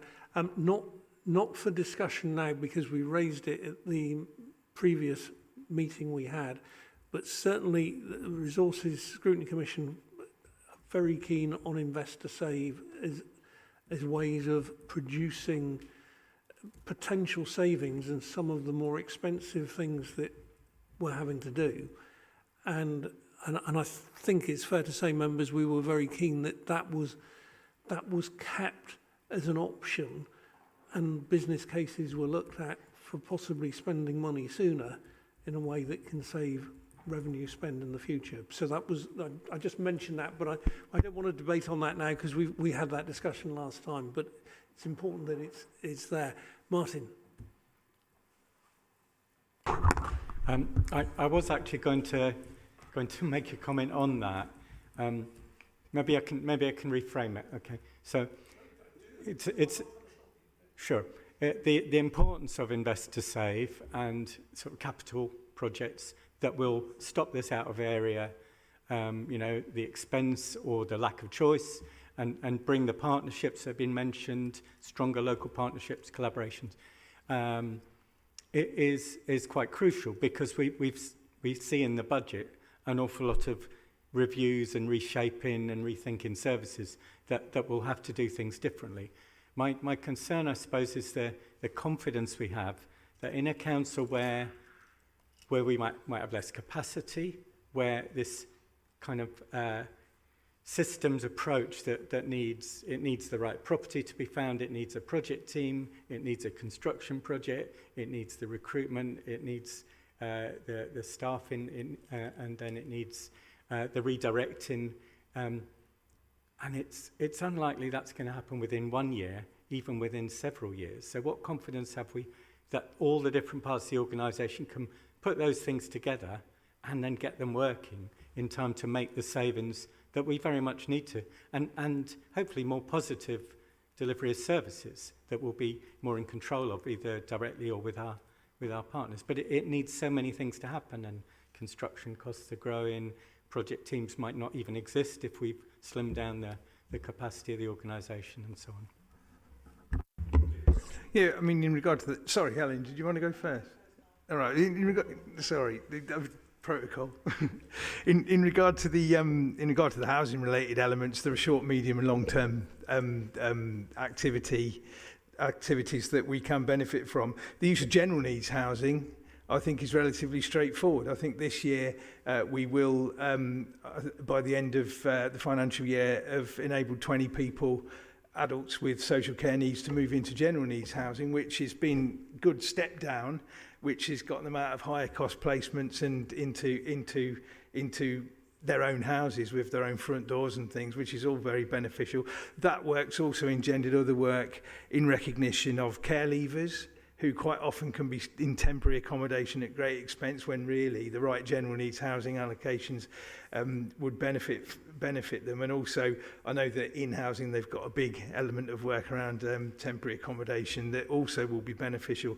We've had some excellent conversations in partnership with housing in the last year, and there's a real understanding across the two divisions, well, the three including children's as well, that we've got mutual benefit that we can deliver. Longer term, there will be developments that will take time. I know Helen's going to want to talk about Addison Apartments because it's something we're all quite proud of, but at the end of it, there will be more extra care housing and more strategic supported accommodation, as it's known, specialised supported accommodation, which benefits from housing benefit resource in order to enable local people to come back from placements out of area. We're just about to bring back a service user who has been 20 years out of area, since the age of 17 in a locked unit, and that woman now is going to be coming back to a bespoke house that we've developed in partnership with Elim Housing as a strategic partnership type arrangement, and will be coming back for the first time to live in her locality for all of her adult life. So, 17 years of her adult life. So that's there are benefits and there's lots of potential in this work, and I think we've already got the wheels in motion to develop some of it. Only to add, because I was going to mention that case, but Addison Apartments, we've done ourselves, although we deliver the provider there is an external provider, but we've got some of the other extra care providers knocking on our door. They want to help us deliver extra care housing, and in the case of the Graham isn't here tonight, but the one in Stockwood, Haberfield House. I mean, we've got all the nomination rights to all of those flats. So if we do it with a partner but we get the nomination rights, that's a fantastic opportunity for us. And we need those in every community. So if you've got a developer knocking on your door for a development in your ward, please get them to think about extra care and some of those organisations, Bristol Charities, for one, have got resource, and they can bring that to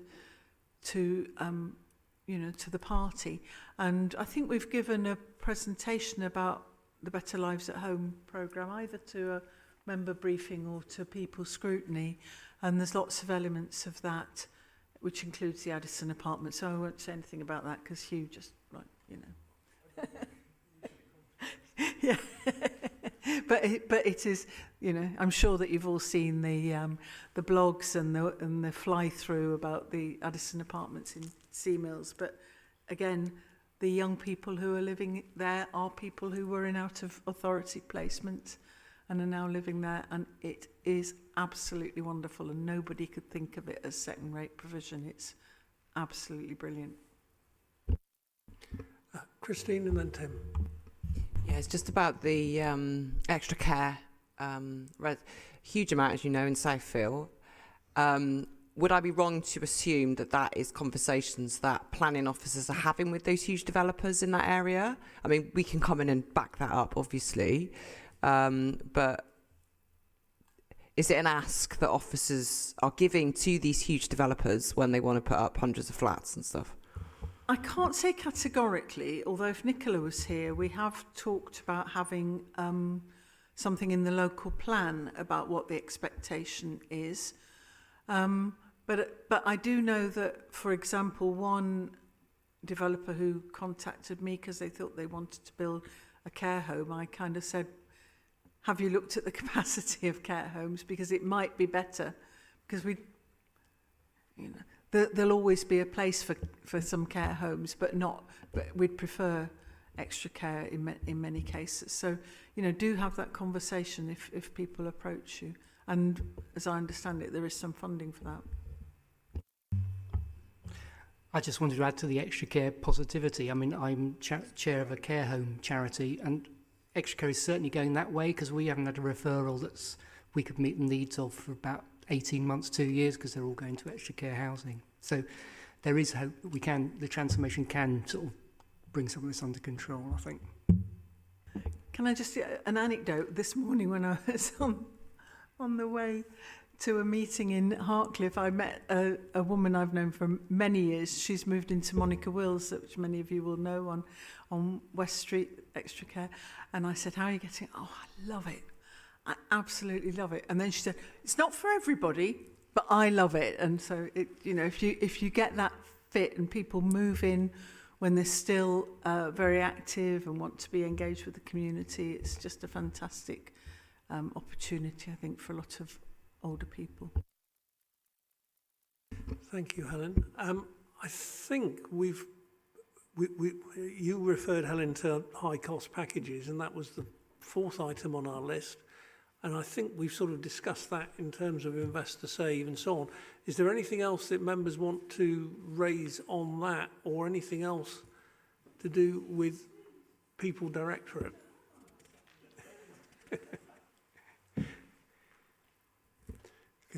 Because if not, we might be about to let you off for for good behaviour.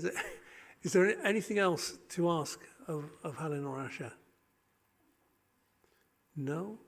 Okay, thank you both for really positive responses to our questions. I think that's been really helpful to get things in perspective. And to you and officers, and I repeat what we've said before, I do hope you take our questioning as a shared concern rather than an attempt to be particularly difficult, because I think we recognise the challenges and the way they're being dealt with. And in particular, Helen, your comments about the information, and you know, you and I and others will recall times when we used to know there was a problem in adult care, but no one actually knew where it was coming from. And the fact that we now have that information available and are able to respond is really positive. So thank you all. You are welcome to stay for the resources part of our meeting, but I will understand if you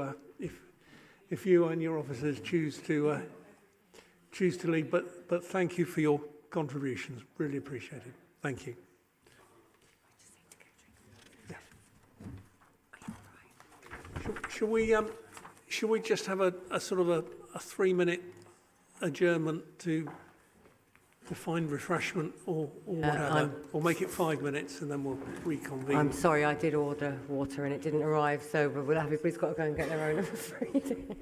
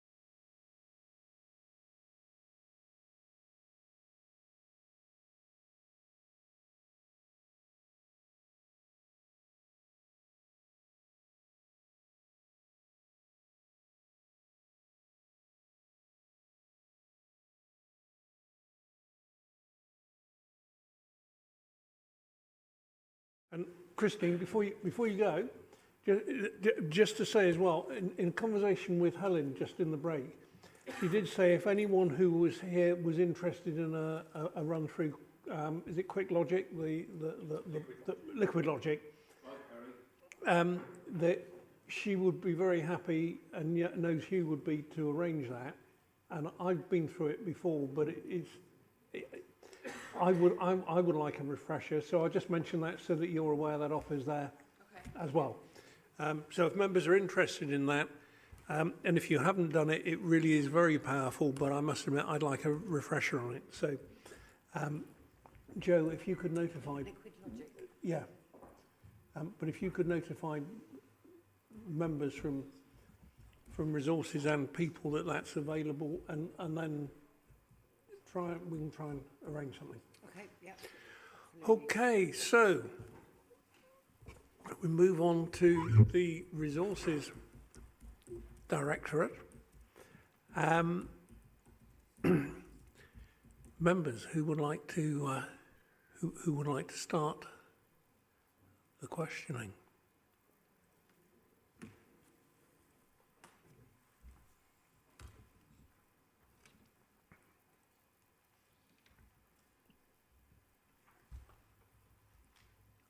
David. Thank you, Chair. I'd like to talk about the cuts to the IT budget, please. I'm interested in how we will save money and still maintain the services that glue this council together and enable us to deliver the needs, all the services that we need. So can I have some information on that, please? Yeah, thanks, David. I assumed you'd ask that question, actually. I mean, I guess I'll let Tim come in on the specifics of the restructure, if you're happy to do that, Tim. I mean, I suppose I'd probably make the point that it is very difficult to maintain the levels of service that we do today, as it is, and in reducing budgets, that's going to get harder.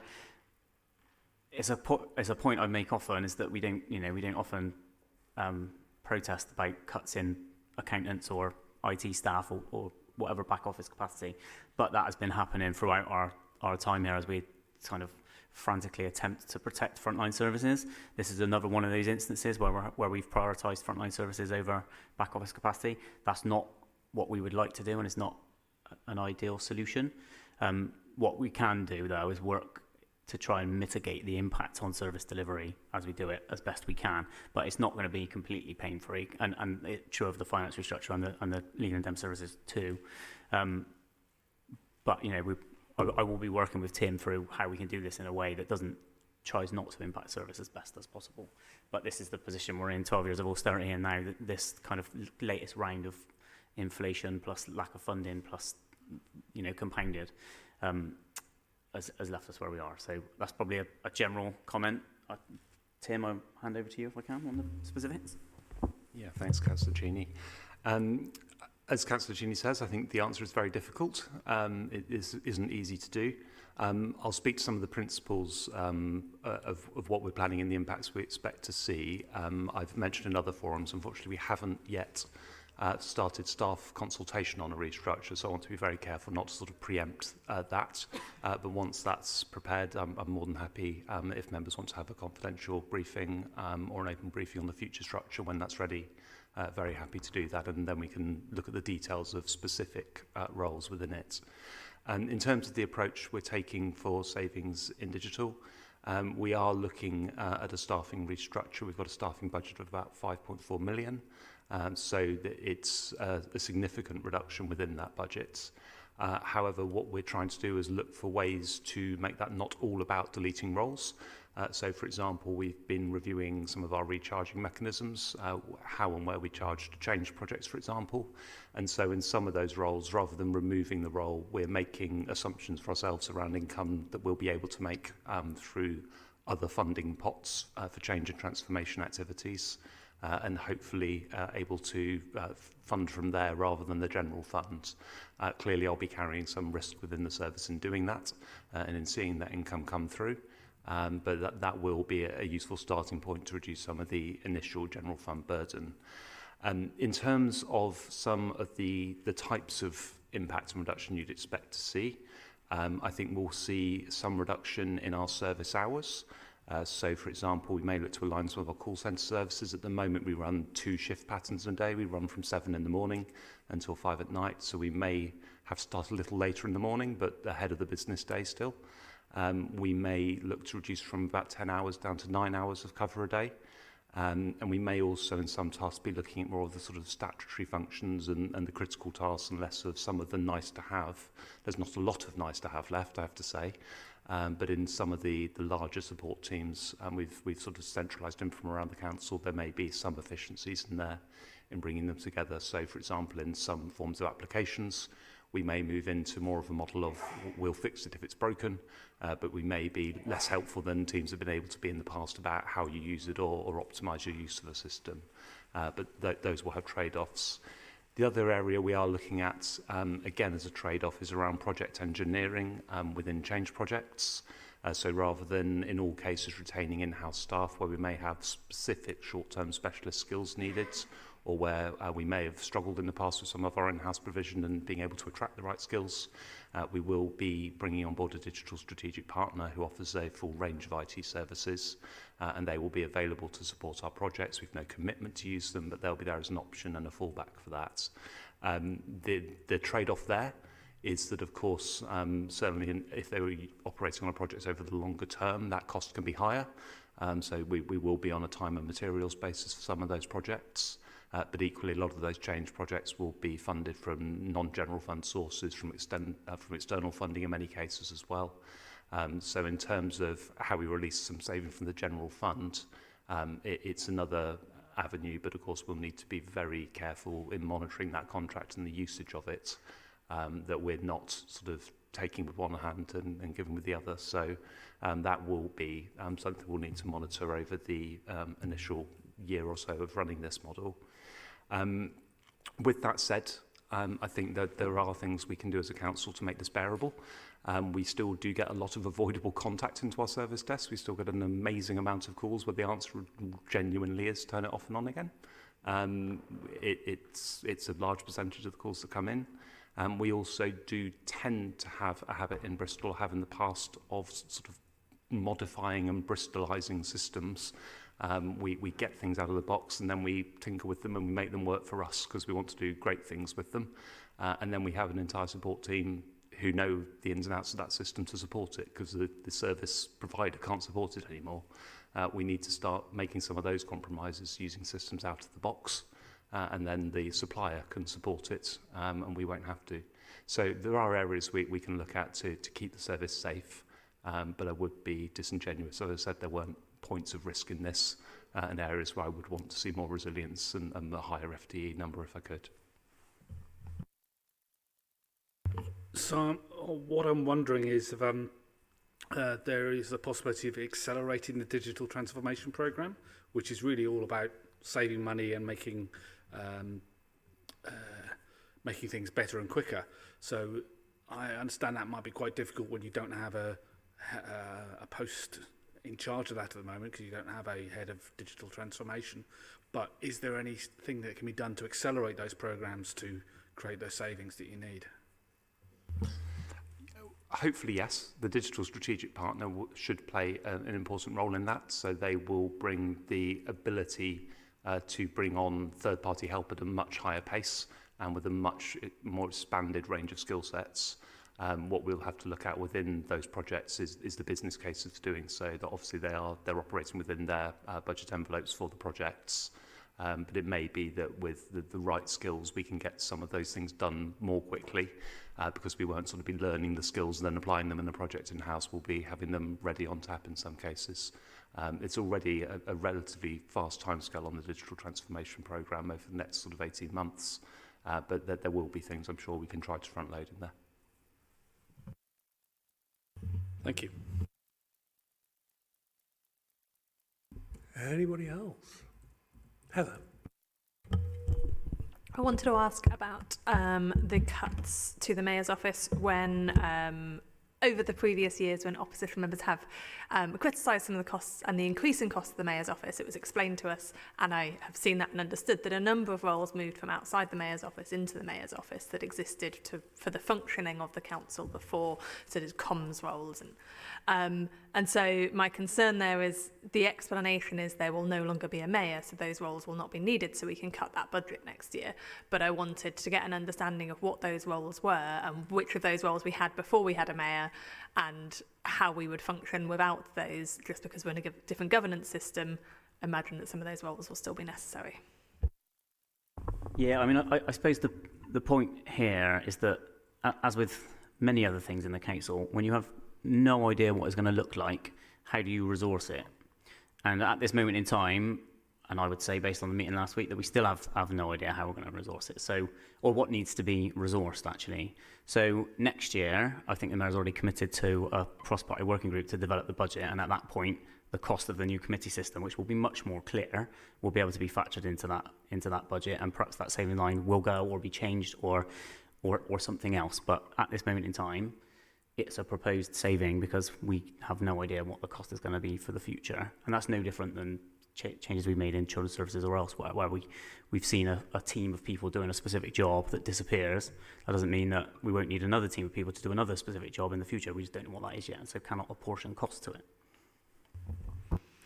So it looks as if we have a balanced MTFP for next year based on a saving, but I don't think that there's any expectation based on how other committee systems work, how other local authorities work, that we are not going to need some of that spend. So I would argue that that saving that's been put in there in order to balance our MTFP, we know is not going to be correct, and we expect that that money will be needed for our new system of governance. Well, I think some parties ran a campaign on it being cheaper, the new system, that the Mayor's office was fat and bloated and was costing an increasing amount of money that we didn't need every year. So, I mean, I suppose I'd make that point, but at this moment in time, I'll just come back to the point I made previously. We don't know what the cost of the new system will be. Once we know, we can draw it up. And there'll be teams from which some of those people may be taken. We just don't know how any of it is going to work, how it looks. What does it mean for Dem services? What does it mean for the team in the Mayor's office? What does it mean for comms? What does it mean for policy and strategy? We don't actually know yet. All those teams exist. Maybe they would all be brought together under a new system. Maybe they won't. I just don't know. Do we write a budget and an MTFP based on what we think is going to happen next year, or what opposition councillors put in a newsletter? I'll probably ask you that question. Martin. Yeah, thank you, Chair. I mean, I did ask rather similar questions of the Mayor at a council meeting in the member forum. And, I mean, what amazes me is we've got a peer group of cities, all the core cities. Most of them don't have an elected Mayor. In fact, some have switched to a committee system like Sheffield has. We must have a benchmark for how much they spend on all the central functions that are needed to help decision making, whether it's by committee, by cabinet, or by a Mayor. And I can't believe we wipe out a budget on the basis one day we'll find out what to put back in, but it'll have to be a new allocation and it'll have to come from a cut in another part of the budget. And that's what worries me. We're saying we're going to cut what's in that second year of the 5-year medium-term financial plan, simply because no one has checked with the other cities how much they spend on comms and how much they spend on supporting policy and committees and so on. No, but in order to balance the budget, we're going to have to find that money either way, aren't we? So we're going to have to cut that same service, whatever it may be. Only this way you get to decide, don't you, rather than us.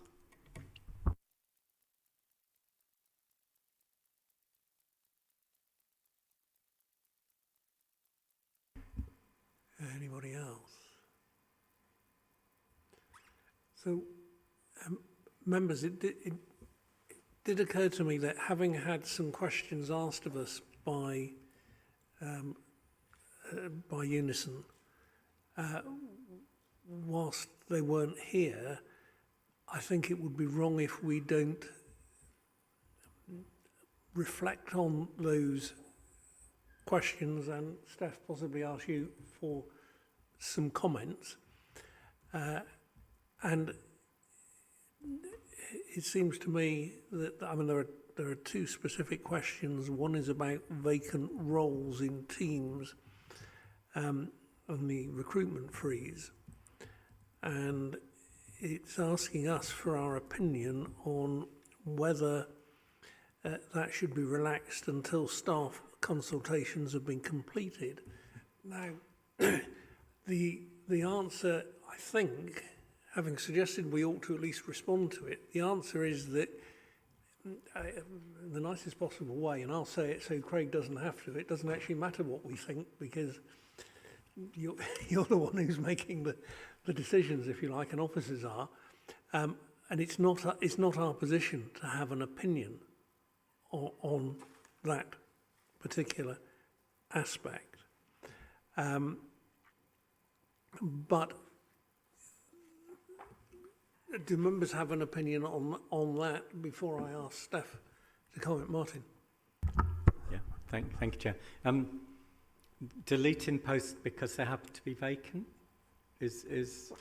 doesn't seem to be the right way to actually create the structures that we need. For instance, freezing vacant posts can cause other people to go off sick, for instance, because of overwork. So I'm really worried that posts are frozen, jobs that need to be done are not being not being recruited or filled, or structures might be rethought, that they could be shrunk more readily simply because someone has left. But I think it's am I right? It's a freeze on recruiting, not a deleting a post just because it's. No, that's right. Yeah, so I mean, there's a few things going on, I suppose, in this area, and I will let Steph come in. We did talk about this before, and we were expecting to respond, and Steph has some thoughts on it. So the vacancy freeze is obviously a reaction to this year's pressures, and is one of the ways in which we're trying to bring the budget in at the end of the year without having to draw down on reserves that the comments here, they're already under significant pressure. So it's not always a long-term solution, and as you rightly pointed out, some freezes cause pressure elsewhere, some freezes cause difficult times for other members of staff around them, and some of them mean that we're not delivering on things that we should or need to do. So that is understood, and any restructure will not be built around a vacant post being held. Any potential restructure will be built around a designed restructure. Obviously, if you don't have to re-recruit into posts, that's easier than paying redundancies or thinking of any of those kind of things. So that will always be there. But yeah, there's not a kind of sinister plot to freeze posts and then delete them without an overarching strategy for what the kind of longer term would be. Steph, do you want to come in on it? Yeah, thank you, Councillor Cheney. Yeah, we've had vacancy controls in place since last summer, as Councillor Cheney said, to help meet in-year budget pressures. That hasn't been a wholesale freeze, so we've had a dispensation process in place where there has been consideration of roles that are accepted from this process. So hard to fill roles, you've heard earlier about social care recruitment, they will have had dispensation, would have continued recruiting to those roles. Where we have a need to meet statutory minimum staffing levels, or where there are risks to health and safety or well-being. So that dispensation process has always been in place. And during the last 7 months of these vacancy controls, we've held open around 300 vacancies, but we've actually still advertised around 500 posts. So it's not been a wholesale freeze. As Councillor Cheney said, it's about looking at individual services, what's appropriate, and how we can, without putting the service at risk, make some of those in-year savings from holding those posts open. We've kept them open during the year. It doesn't necessarily mean that they will go on to be deleted. As Councillor Cheney said, it's about working with the services, looking at their redesign, making sure that what their structure looks like works for their future needs. Obviously, though, we do have a mind to minimise redundancies wherever possible. So where it's appropriate, we may well look to delete vacancies, but that will be looked at in the round. Also, we'd be looking to be really proactive around redeployment and moving colleagues into other areas where there might be gaps. The HR team are supporting colleagues where services need to make savings through restructures. So they will be helping them with their redesigns, helping them with consultation plans with affected staff and trade unions. Also looking, we've heard a lot this evening about equality impact assessments. So every staffing restructure proposal needs to have its own equality impact assessment. So we're really looking at that impact on the workforce. And also just support colleagues through that redesign process and make sure there's well-being and advice and support available for them. Just to add to that, I mean, it's obviously a fairly familiar management tool that you use in certain circumstances. In our case, it was last summer. It was when we had our first readout of the in-year position, and we're reviewing it now in terms of the position going forward. And I wouldn't expect it to be a permanent feature across the whole board. I mean, as Steph says, we've never had a true vacancy freeze, but what we've had is a far higher level of scrutiny, which means that I, for example, have personally signed off every recruitment in growth and regeneration and now resources for the last 7 months. What that's done is created a response and a reaction. Actually, it's been really positive. So, you know, initially it was a bow wave of loads of requests, and managers have generally responded really well, but it's left us with a situation where we've got some, you know, we've had to take some really difficult choices where we can safely, but which are, you know, at best an irritation. And one example being the planning department. You know, we've held vacancies in the planning department. We know that's caused, you know, at very least, to say the least, some friction, you know, and it's because we legally could. We had a situation with the budget and we needed to take savings where we could. So we will always have it as a range of options, but what we might find going forward is that that's an option that's used in services more selectively by effectively by the person with the delegated authority and frankly the accountability to deliver their balanced budget. So rather than seeing it as a one-size-fits-all across the council, it would be part of the toolkit for directors and possibly heads of service. Because if you are over budget, then if you don't get back on budget, then somewhere that pressure appears, and so it's always going to be there in the mix. But we're reviewing it now in terms of our corporate approach. So if we move on, Craig, to the second question, which is about extra work streams in some of the recommendations, and are we as a committee worried that we might be wasting in-house talent, making council staff redundant that could be utilised on those projects rather than outside providers? My response would be to optimistically believe that we would be reviewing that anyway.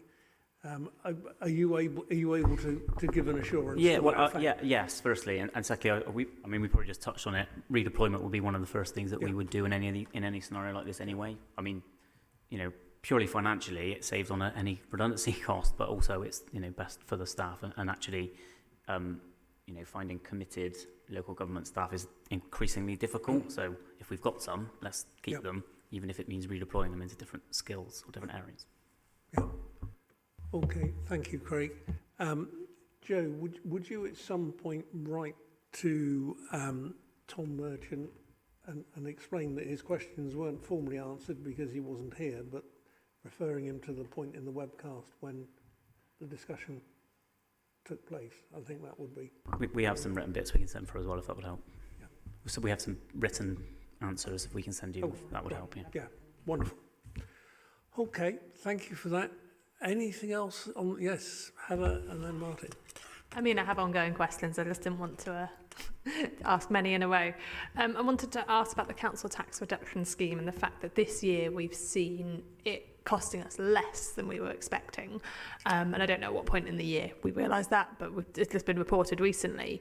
And we're looking, it still is a budget saving for next year. And I was just wondering, when we were looking at those forecasts for next year and thinking about still wanting to save some money on that, was it taken into account how much it's reduced by this year and why that is, and do we predict it's going to reduce more next year and hopefully create some saving without us actually having to take it away or reduce it? Yeah, I mean, so it has been factored into the saving in the sense that we are not expecting reduced levels of applicants in future years. Obviously, well, you'll have noticed the recession and what that might mean for individuals' income levels and so on. So we'll expect what was appeared, what I guess we expected in the pandemic, that to rise, and it didn't actually, but potentially a lot of that was because there was a lot of support provided from government centrally. All that's dropping away now, and actually we're starting to potentially see the kind of uptick in the need for support. So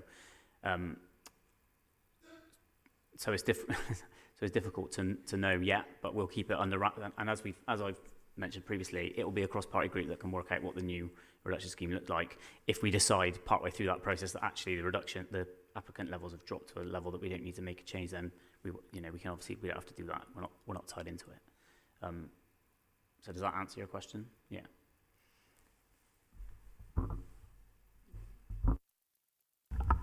Yeah, getting back to the public forum statement on from Councillor Denyer, I did want to follow that up. Yeah, I'm wondering whether that's more appropriate under growth and regen. Well, I think it's really about a collaboration between the finance team and the sustainable city team. So yeah, if they're here, you'll be here Thursday. They'll be here Thursday. Yeah, if you don't mind, okay. We'll have everyone here together then, and then we can talk about it in a collective way. Is that right? Okay, Plan B. The Crisis Prevention Fund. We talked at the previous scrutiny about savings that would create costs elsewhere, including costs to, whether it's to charity partners, to other parts of the council and so on. It just seems incredibly short-sighted. Yeah, so I mean, and it's I've said it loads of times, so I won't say it again, but it's a pot of money that I'm absolutely wedded to us maintaining. What we will be bringing a paper to Cabinet next month, I think, that will confirm that we'll be topping that back up. So we'll take the saving out of the general fund, but we'll be topping it back up out of the household support fund, which is, but I won't be disingenuous. That is only a one-off top up, and the year after, if the household support fund doesn't come through, then there will be a gap.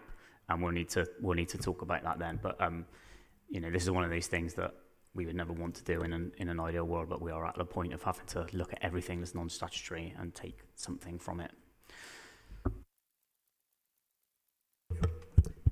That point about it being replaced with the household support fund isn't clear when listed in the budget savings. So I was getting confused because I heard an announcement that it was being saved, but then looking at the savings. So if there's now we know, but that's not very clear. Yeah, I mean, we can update that in the papers to make it more obvious. It is pending the cabinet decision, obviously, that will go through to apportion the household support fund, which I think is next week, might be March, but yeah, it's coming up anyway. I think in the actual budget savings, it indicates that actually it is a core budget saving, but actually that we would be aiming to, subject to the availability of HSF, top that up if discretionary funding is available. But in the main budget report, there's a section in the report that clearly outlines the fact that an award has been announced of somewhere close to £8 million for House of Support Fund 23-24, and the intent is to top that up as per the original savings line. So, but I think, as Councillor Jean has indicated, it is discretionary. But I think it's probably also worthwhile saying that we have flexed that based on economic conditions and need over the last 2-3 years, and we try to seek to continue to do that.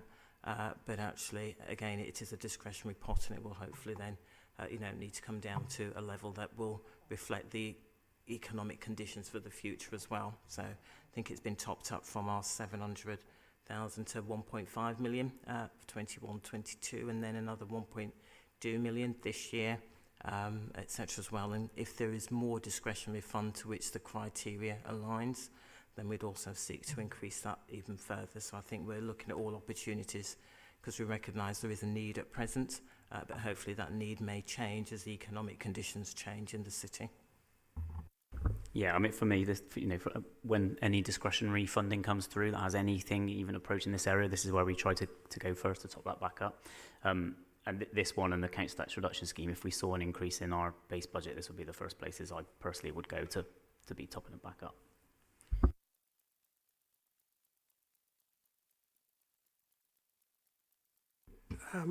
One question I had, Craig, related to companies and in particular the Bristol Waste business plan,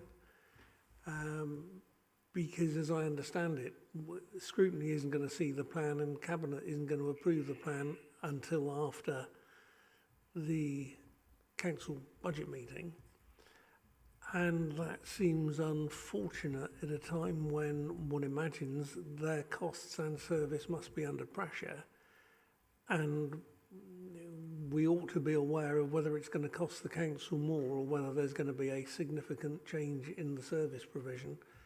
And we won't know that at the time when we consider the council budget. That just seems a very unsatisfactory situation. Well, to be fair, we would usually put the business plans through in March. So what we would set is the funding envelope as part of the budget process, and we'll have had I've forgotten what the phrases we use, but a summary from the businesses on what they intend to deliver for the funding that they'll receive, and then we get the finalised business plans through in March that we then approve. We will see the first draft of the Bristol Waste Plan at shareholder group on Monday morning, I think, and obviously Tony will certainly be there as the kind of Osm scrutineer to have a look at that before it goes on through the usual processes to March Cabinet, when we will be approving the business plans.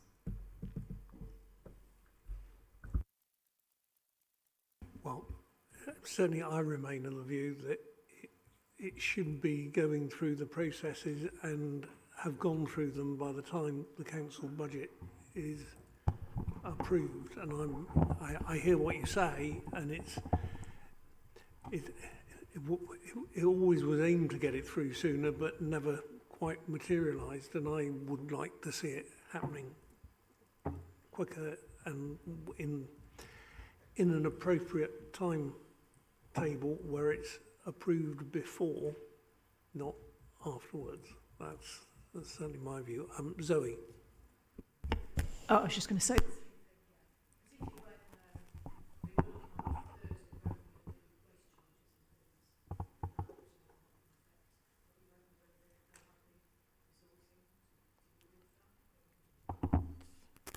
Yeah, I mean, they will, because those proposals are all worked up in conjunction with them. And the whole process is obviously done in collaboration with the companies. Of course, the kind of ongoing complicated pressures for the waste company in particular have made it difficult for them to create their business plan this year. But I think we're getting to a point now of being confident that what they're bringing forward fits within the window that we've given them, meets the various items that you've seen in the budget, and so delivers on what we were expecting to from the waste company. I think Denise wants to come in just in terms of the sort of decision-making process. I think if you can recall, a number of years ago there were some concerns raised by our external auditors about having both the business plan and the council budget on the same agenda, and that it was too large an agenda and that we needed to consider disaggregating the two because of the scale and size. So what we'd agreed to do as part of the response to that audit finding was to actually agree a set of key assumptions with the businesses of which they would operate within, report that in terms of a separate appendix, which is one of the appendices in the actual budget that outlines all of the key parameters of which all of our our companies will be adhering to within 23-24. Now, if we were to take the business plans before the full council decision, then they can't formally be approved because it would all be subject to the full council decision on the budget.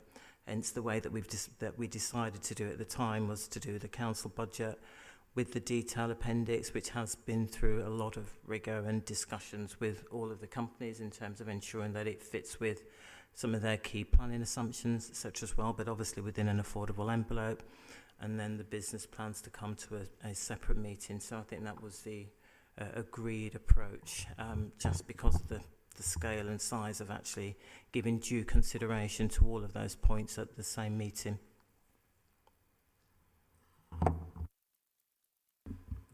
Okay, any other questions or comments?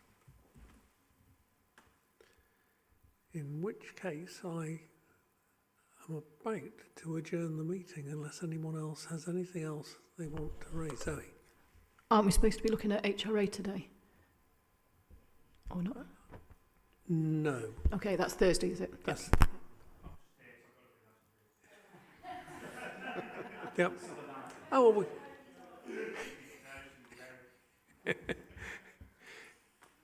yeah, Brenda. I just wanted to mention car parks in Westbury. It's on here. I'm not trying to steal your thunder in any way about whatever you decide to say about Westbury, but I'm coming at it from the direction of Southmead and Hallfield residents who use those car parks to go to the doctor's surgery and the church, etc. And I saw a comment somewhere saying, well, they could park on the road. Well, actually, if you've seen the amount of yellow paint of lines all around the place, that's not very easy. And I'd like to know just how much we're supposed to be saving on that particular car park. I know it's in your ward, but it's my residents go there too. Yeah, Stephen's just saying that's. I think that probably falls in growth and regen. But I won't need any persuading to make that point on Thursday. And I think it's. I made a public forum statement at council, and certainly the mayor and Don Alexander both responded that they would be looking to engage in discussions of how we do that. But I think that is, I mean, the issue that my residents are concerned about are the short visits to the banks, given you've got no banks available for your residents to use, and the surgery. In particular, the churches also present a problem, but those for short visits is a real problem. So that is certainly something that we'll be working on, and I'll talk with you about how what we're wanting to do to get opinion to hopefully engage with cabinet members on that, because my biggest worry is that if it jeopardises the community that generates the people who want to use the car park, it won't be a sustainable income either. And therefore, we need to find a solution that will provide income, but actually won't jeopardise the community. But I mean, that's very much an issue for many of your residents as much as it is mine. So we'll have a further conversation about that, and I will certainly follow it up and keep you posted on that one. Okay, yeah, Martin. Yeah, it's just a question whether it's for Thursday or otherwise. The actual budget documents and the way they're debated in full council is of relevance, because we've raised various issues about various parts of the bundle. Will it be possible to get any feedback on how much will be debated? Yeah, how it will be bundled, how much will be debated item by item separately. At risk of suggesting there might have to be more votes or more debates, but it means things aren't combined that might have quite different response from members of the council. I'm not sure where that's discussed. Is that a whips issue? Chair, I can just comment briefly. Yes. So we do normally bundle up the budget reports. The council tax, the precept, and the DSG, the HI. They are taken as separate votes. It is something if there are concerns that we need to unbundle them a little bit more. We could pick that up with the whips, but there are key elements in the budget that all councillors know need to be approved to ensure that we've got the precept agreed as part of there's a statutory deadline on that. So we can Denise and I can think about how we might be able to unbundle some of it, and we can pick that up with the whips as part of the preparation for the budget meeting. Heather?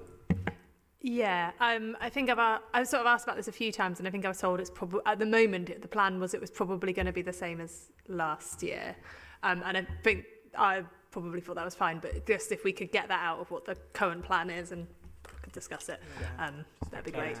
They're bundled because in reality the vote needs to be combined because it's a single vote on the HRA budget. You can't disaggregate the DSG budget and then the general fund budget. and the ones that are interlinked can't be disaggregated because it would mean the other element of the budget would fall. So they're bundled in a way that is a sensible way, recognising that most councils just have one vote for the entire thing, but we're happy to go with 3. So the final point from me, Craig, the comments we made about the DSG,